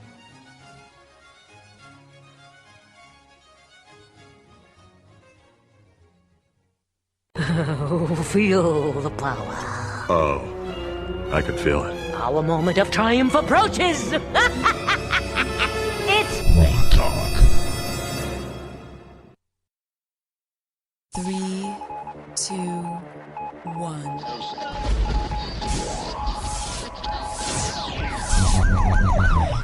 We'd like to welcome you to another edition of GrokTALK, brought to you by New Hampshire's leading conservative blog site, GraniteGrok.com. We are your feared extremist, right-wing, hard-charging, gun-toting, opinionated, outspoken, rabble-rousing, letter-writing, radio microphone stomping conservatives and rational libertarians. So get ready for more news and opinion you could only get from GraniteGrok.com. Rock Talk. I can't tell you how many times I've heard that. So, we are GrokTALK. And for those of you watching the live stream, I was mouthing the words that I say 4 times every show, over and over again. And well, you know, Kimberly Moran has a sleeping disorder, and it keeps her from coming to the studio. But that's fine. Thanks to modern technology, we have this thing called a telephone. Hi, Kimberly. How are you? I'm good. How are you? I'm just dandy. Thank you. So glad you could join us via telephony. I am too. See, and this time I was telling Mike, this time it's not that I actually got up before my alarm, but then I realized, I could sleep for another half an hour, and it kind of turned into longer. Yeah. Okay. Well, you know, everybody's got priorities, and we're not yours. That's all right. I don't mind. Come on. I got up before my alarm and actually posted some photos to the 603 Alliance blog. Given all the hard work you're doing and all the investigative reporting you're doing, you are forgiven because you've been very busy. Not just, you know, when something breaks, we try to put something up real quick, but you get to go dig into the dirt and the details. She's worked so hard, I think she deserves a vacation at a fine hotel. Yes, the Balsams. There you go. Yeah, fine hotel that will be built someday soon. If you bring your own refrigerator box, you can sleep next to one of the dilapidated buildings. Yeah, exactly. Okay, so anyway, that got signed this week, the Balsams bailout. Ridiculous. And so we're stuck with that for a little bit. And there's some news in the background about different ways to keep it from becoming the disaster that it's likely to Too be. late. But we'll see how that goes. So you should do an annotated version of that photograph, Kimberly, because I'd love to know which one of those otters is Les Otten, and who are the other folks that have their hands out as opposed to their hands in our pockets. The Boons never forget their doggle. It's going to happen. It's kind of sad. You know, I realize that this could potentially get stopped by the executive council, but what are the odds? Joe Kenny is from North Country. He's for it. Yeah. We don't have enough people on the executive council to actually stop this boondoggle. It's not going to happen. If Joe Kenny's for it, then it's not going to get stopped because he's a good conservative. But if he's on the wrong side of this issue, there's not enough votes to stop it. Right, exactly. And if Chris Sununu is running for governor, well, he's certainly not going to stop it because, you know, he wants to, you know, pretend like he cares about North Country. So, He wouldn't anyway. Yeah, absolutely. He wouldn't anyway because he's one of those that believes that, you know, the private and the, you know, you could take the money out of private. We should be giving private business our money if it's going to mean that it's good for everybody. He's very much in that mindset. You know? Yeah.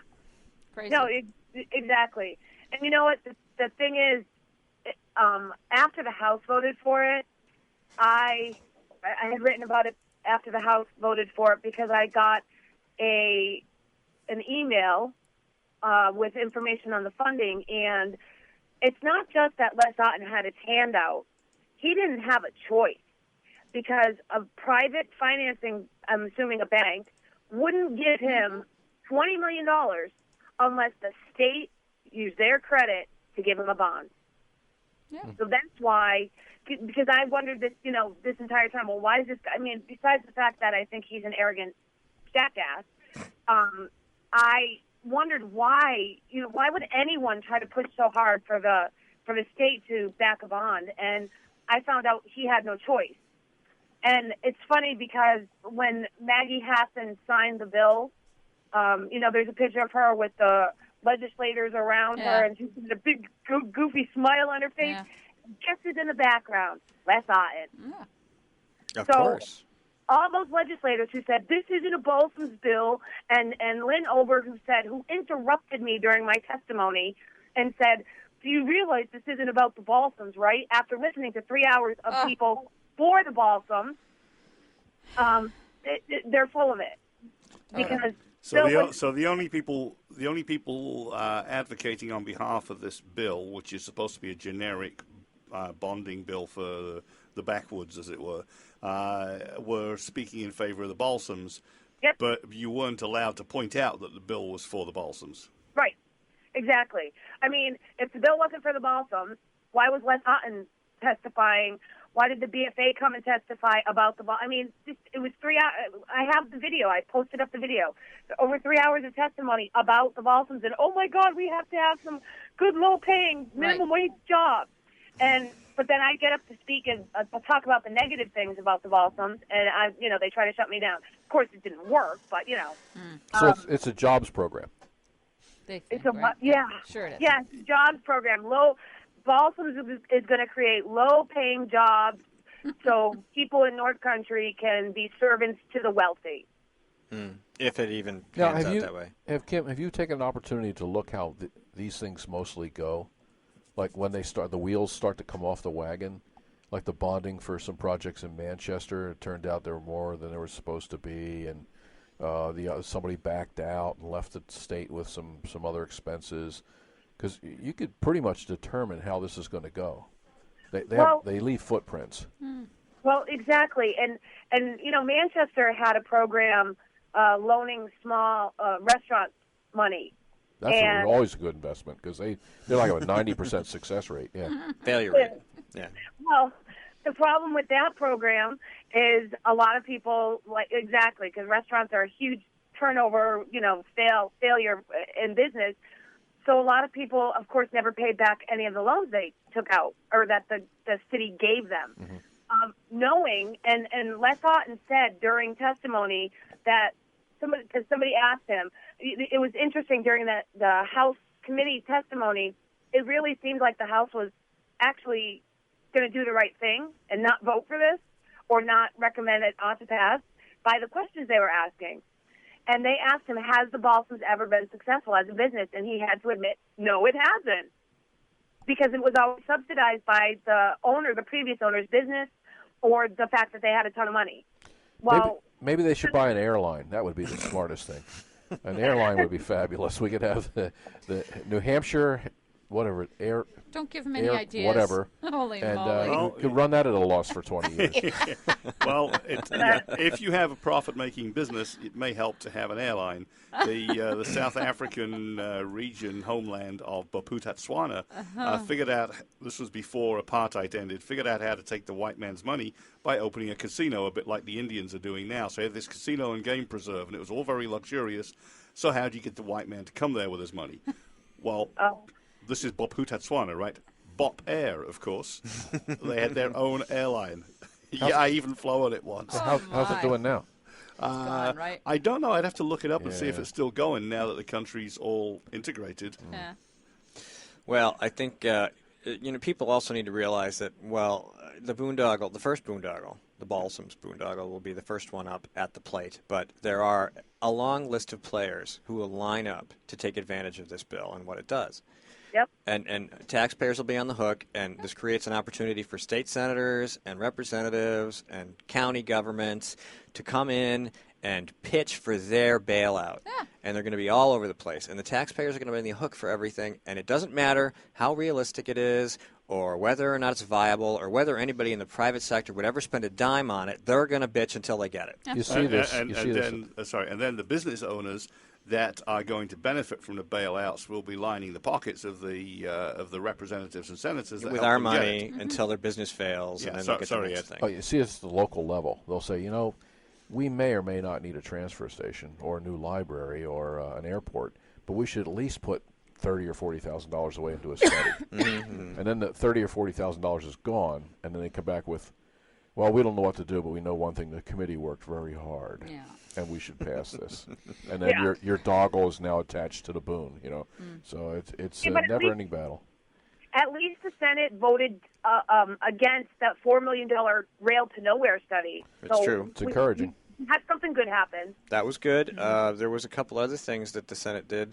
Then I can't remember what they all are. Hang on a second. I had them all written down, and now they're gone. Let's see. They didn't just pass a Medicaid extension. They pushed it out till the end of the year, which, I mean, you know, we expect they're going to go for it anyway. But at least they, you know, pushed it. They kicked the can down the road a little bit. No commuter rail money.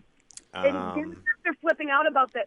They ended Medicaid extension. No, they didn't, you morons. You all voted for the sunset provision. That's right. So when it comes up, every single Democrat who pushed Obamacare's Medicaid expansion voted and agreed that there's a sunset provision. So suddenly changing their minds? Well, that's not new. We knew that was coming. This whole thing that I don't think people see the forest through the trees. For someone like me, I haven't been following this long like you guys here at the table. I'm new to this game for like 4 years, right? But we have an economic situation in New Hampshire that is so sucky. I mean, the rest of the national government, the rest of the national, you know, growth rate is 11%. We have 5%, right? We have inordinately twice the height of twice higher energy costs here in this state. Businesses are leaving, they're not thriving, and they're certainly not going to come. Then you have these boondoggles, like you said, that are coming up, and every little group, every little community that's going to figure out this template worked, right? So, hey, we should jump on this bandwagon. Where is the money going to come from? Business taxes. Oh, my gosh. You just can't keep doing it, though. I mean, our business taxes are already. Well, like I said, I did recently write about this in two places, two different parts. At watchdog.org, I wrote something about the effect of the business tax climate in New Hampshire. Just came up this week. I posted. And then I also wrote about employment. Everybody's like, ooh, 3.8% unemployment. But the labor force is 10,000 fewer people, and there are 11,000 fewer workers employed in the state. 3.8% of what is the question? And that's a lot less. Right. So that's less business enterprise tax, less business profits tax, and then they keep spending and spending and spending. And those things, the bailouts and all that crap, are what keep businesses from coming here. Right. And we're never going to improve if we don't stop it. And how about our population is graying as we speak, right? And, of course, students are getting up to the nose with debt when they go into college. I wrote about that last week, too. Yeah, who's going to stay here? Where is this money going to come from? You know, they can talk all they want, the left and the progressives. When I was sitting in the House, I was sickened by the responses that, oh, you know, we need a sales tax or we need an income tax. What's left? I mean, truly. We used to be a state within New England that was 15 years ago. We had an economic, you know, boon here. We were a state that was looked at as a jewel within New England. We're going to be a commuter community. Yeah. Well, that's why they want to put the railroad in to make us into a Massachusetts bedroom community. Yep. All right, Kimberly, you can stay on the line. We're going to take a quick break. We want to talk to Ed about some South Koreans who came up for some right-to-know stuff because we didn't get to that when we wanted to. Everybody stay tuned, hang on, and we will be right back. This is the Coalition of New Hampshire Taxpayers. We're located at 8 North Main in Concord, New Hampshire. This is the repository for all things conservative and municipal. So if you have a problem in your town, your school, your budget committee, the right to know law, and now at the top of our list is voter fraud. You have a tip for us, some information for us, you want to join or help us out, cnht.org.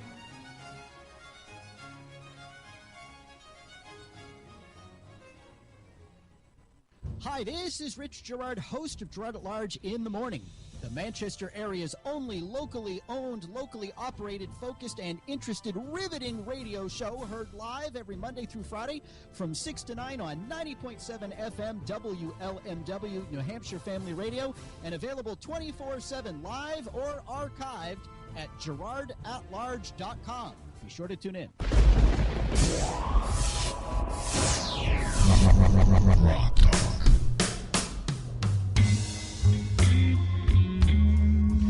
Rock Talk, end of the segment blues. I always say that when we do the blues thing. Everybody will know that. They go, oh, he always says some blues thing when he plays his music. It's blues music. Of course I did. All right. You don't know what the blues Kimberly's are. got the I overslept blues. But the whole state is going to get the I funded the Balsams blues. All right, well, we want to talk about some South Korean blues because they came here looking for some information from an expert in the field of right to know. So we're going to talk about that. I liked it was pretty interesting. We had the I think you have the name of the organization there, Steve. World Affairs Council? Yeah, it's a New Hampshire chapter of New Hampshire, yes. Yep. That called, and they were interested in having some people from South Korea of different, expertise. You know, like military. There was a human rights advocate, Tong Il Kwan, Chang Byung-won, and luckily Jae Kwan Yoon. They had two translators. These are their names. I'm reading them off the cards. Tae-hoon Lim. Yep. So they had two translators, which is good because my Korean is rusty. I'd had a heck of a time. I got through the business cards, but I can't even tell you if I. So they posted. I guess Skip has already posted some of the video. All the videos up. Yes. So I tried to speak slowly. That's difficult for me because whenever I've been in court, the stenographers usually throw their hands in the air and get up while leave the courtroom. But I tried to speak as slow as possible. And it's when you're working with interpreters, when someone asks you a question in Korean or some other language, you never know when they're done asking. You know, if it's Japanese, I think it ends in a ka. You know, it turns a question into a sentence into a question.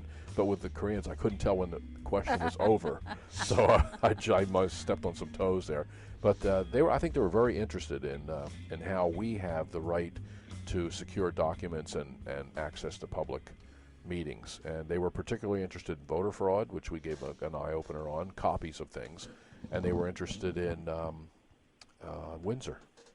Oh, Windsor, public corruption, where which I also wrote about on watchdog.org. Yep. That's a great story. It's a fabulous story. I mean, because this is a story where you have a small group of people attempting to unravel a years-long corruption in government. Decades. I mean, and these people were harassed. A guy had his shed burned down. I mean, it's crazy. We actually have the 6 legal boxes of documents they used to rebuild 10 years worth of finances for the town. There's 2 couples. So Ebb Chamberlain was one of the guys that did that. He was there. His wife was an accountant. So they rebuilt it, and we know how much money people didn't pay for the 10-year period. So their faces were lit up when we showed them what we had been through and how the right to know law is the only tool we have left. And so far, the courts are trying to chip away at it, like the Green case. The legislature's chipping at it. Yeah, they're always chipping away at it. They've heard it as much as they can get away with, I think, without total public it's like outrage. Free speech. They're always nibbling at the edges, trying to get closer and closer to the middle to take it away so from we showed them that. We gave them a little insight into Atkinson, how the moderator tried to shut down our photographer, and the ACLU wouldn't take the case. They were too busy protecting the guy that dresses up as Sasquatch up in the woods. They were protecting him. So we're on our own, and we showed them how when we go to court, the judges try to flip this thing on us. So we try and avoid going to court, and we're always rolling with the punches in New Hampshire, but to avoid being countersued like we were in Atkinson and having our activists get in trouble or having the law diminished by a Superior Court judge like Judge Lewis used to do and other judges still do.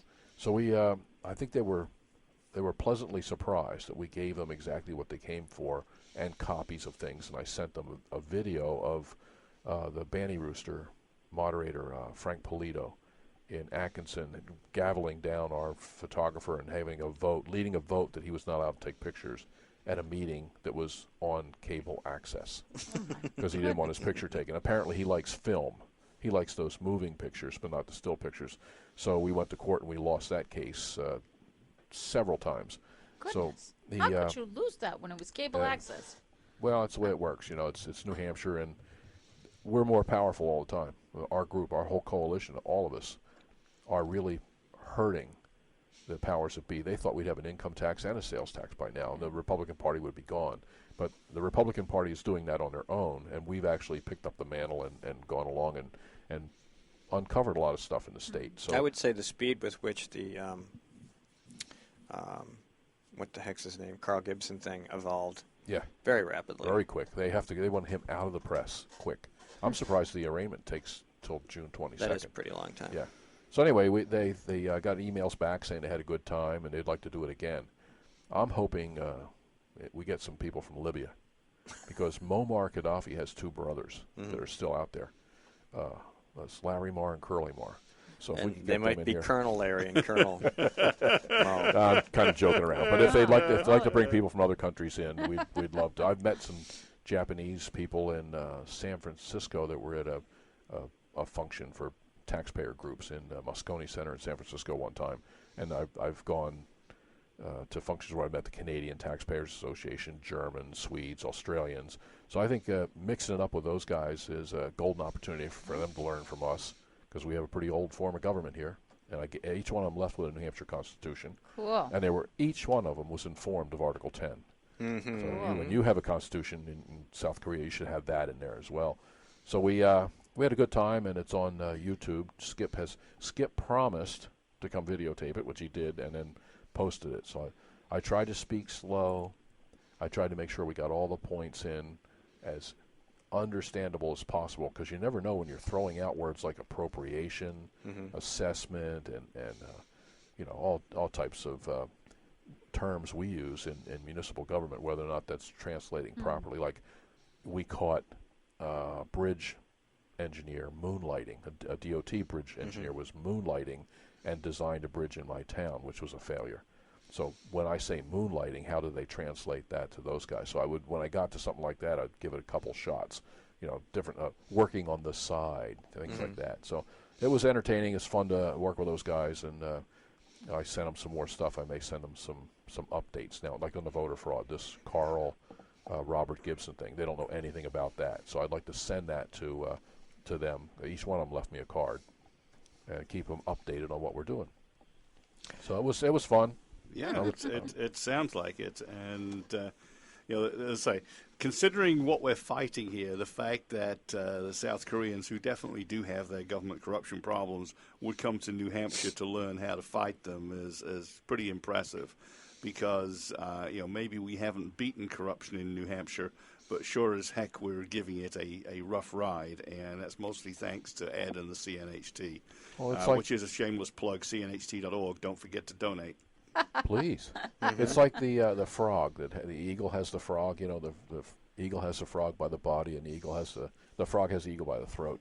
So we're doing that, and I think they're very upset, the powers that be, that want us to be Massachusetts North. I think they're upset that they're having as much professional resistance as they are. So and the courts have now jumped in. You can't trust the Supreme Court. The AG's office has been bad for a decade. Well, that's how I got involved in politics. When our police chief arrested the selectman and the road agent, and they just simply abolished the police department and went to court, and there was no one to prosecute them, I thought the AG would step in, and that was 1991. I was aware of how non-functional the Attorney General's office was then, so I knew they were crooked back then. It's interesting. I'm going to make sure I said most people don't have a clue about this stuff, and they think, once you get involved and once you see the corruption at the local level and once you see the way people operate within the political system, everything else the government does from the grassroots all the way up into D.C. takes on a whole new perspective. Yep. You can't trust anybody. It's shocking. I mean, I've run into a couple different organizations in New Hampshire that actually work, and one was Archives a couple weeks ago when I went to get Jared Stephen Cram's 2002 Declaration of Candidacy.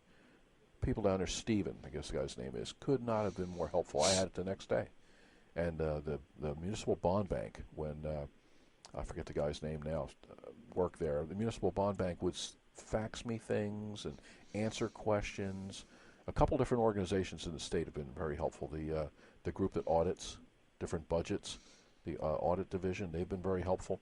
But for the most part, if you go to like the Department of Transportation or the DRA, let's take that example, and you think, I'm going to get some help here. It's the opposite. It's the let's hide what's going on organization. So you'll find out pretty quickly when people tell you back in 1991, a reporter told me the AG's office is a whitewash bucket. That's all they'll do. You take anything to them, they'll know now exactly what you have. Don't take everything you have, or send copies to someone else and let them know there's other copies. Absolutely true. I mean, my first meeting with these people, it's been a failure ever since. So I don't trust them, and it's a lot easier to manage that way. So you just don't expect anything from them. And just to reiterate, when you first started dealing with the AG's office, Kelly Ayotte was the AG? No, this was I think I was back with Steve, Governor Merrill. Well, I started like in 1991. Wow. So there was McLaughlin, a couple different ones in between. But we never had Ayotte, or who nominated Ayotte and got her? I don't remember. It may have been Benson. I was thinking it probably was, because I can't imagine that Shaheen would have done that. No. So it's just, don't expect help from them. You're on your own. You have to go to independent groups like us. It doesn't matter if it's a Democrat or Republican governor. It doesn't matter if it's a Democrat or Republican AG. The AG's office in New Hampshire is pretty much useless. Yep. Oh, sorry. Sorry, Kimberly. Sorry. I got to say, before I moved here, New Hampshire, live free or die, right? Before I moved here, when I first moved here, I was like, oh, this is going to be great. This is going to be, it's a good state, and the politics can't be as bad as in Massachusetts. Boy, was I wrong. Well, it comes in cycles in towns. Luckily, we have a lot of small towns, and you can pick a good town in it, and it can be good for a long time, but they have their periods of growth and diminished, honesty. But in New Hampshire, back when the Claremont case was decided, the New Hampshire Supreme Court invented the mandatory education provided by the state out of thin air. So when they did that, there was a judge then, Judge Horton. He wrote a dissent saying this ruling is not correct. In their most recent ruling, where they say non-residents are allowed to vote here, this is what the end result is. They don't say it exactly, but we're going to let non-residents vote in New Hampshire because we're going to pretend words don't mean things. Judge Lynn, I thought Judge Lynn would be part of that decision. He wasn't part of it, which means he's not writing a dissent. So he didn't even vote against it. He just wasn't part of it. So you would think he would say, well, no, Black's Law Dictionary says your domicile is your legal address and your residence is where you live. It's a residence only. Your legal residence is your domicile. And I'm going to write something on this and explain how stupid the Supreme Court's decision is if they're trying to hide what their intent was, because there's other words in the New Hampshire Constitution regarding voting that are ignored by them as well. So, it's real idiot proof. An eighth grader can understand this. So we're going to work on that and expose the Supreme Court some more. Well, back when, such as when the Constitution was written, an eighth grade education or the equivalent thereof was like a college education. Was like a college. They knew stuff that our graduating high schoolers don't these days. Yep. Learn Latin. Ed, can we take this further beyond them? Well, you just, like for me, with voter fraud, you have to go federal, because when New Hampshire starts messing with the election laws in federal elections, they've messed with other states' laws, and the federal government can't allow that, or we'll be back to the feds can't control things anymore. All right, well, we can control things here. We have to control our departure because we have a Memorial Day weekend to enjoy, and I hope you guys all enjoy yours. Thanks so much for listening with all the technical glitches and all the good stuff, but the podcast will be up soon, so have a great weekend. Goodbye. Thanks, Kim. Yeah, baby. When asked whether she still supports Obamacare, Senator Jeanne Shaheen said, Yes, I do continue to support the law. We're beginning to see some positive results. How can Senator Shaheen say we're seeing positive results when 22,000 of our neighbors have already lost their health insurance? What's worse, the Boston Globe reports the state's only health insurance provider radically reduced the number of hospitals in their network, forcing some people to drive over an hour for lab work, even when there's a hospital within a few miles of their home. When pressed about lack of access, Shaheen said, There are some hospitals that are not covered, unfortunately, and I certainly hope that's going to change. Jeanne Shaheen promised us we could keep our doctors and our health care coverage. Now she hopes we can get to a local hospital? Call Senator Shaheen at 603-647-7500. Tell her we need more than hope. We need leadership. Paid for by Citizens for a Strong New Hampshire. Senator Jean Shaheen said, if you like your current health plan, you can keep it. That's not true, Senator. 22,000 New Hampshire citizens have been kicked off their insurance plans. Hospitals in Rochester, Concord, and Portsmouth, they aren't allowed to provide care under the exchange. Senator, you were wrong in your comments. You should apologize for your misleading remarks. I'm calling Senator Shaheen at 750-3004 and telling her I want my doctor back. You should too. Paid for by saberpack.org, not authorized by any candidate or candidate committee. All of the music on this program comes to us through Creative Commons licensing from Kevin MacLeod at Incompetech.com. The opinions expressed on this program are those of the speakers, and not necessarily those of CNHT, GrokTALK.com, or anyone else for that matter.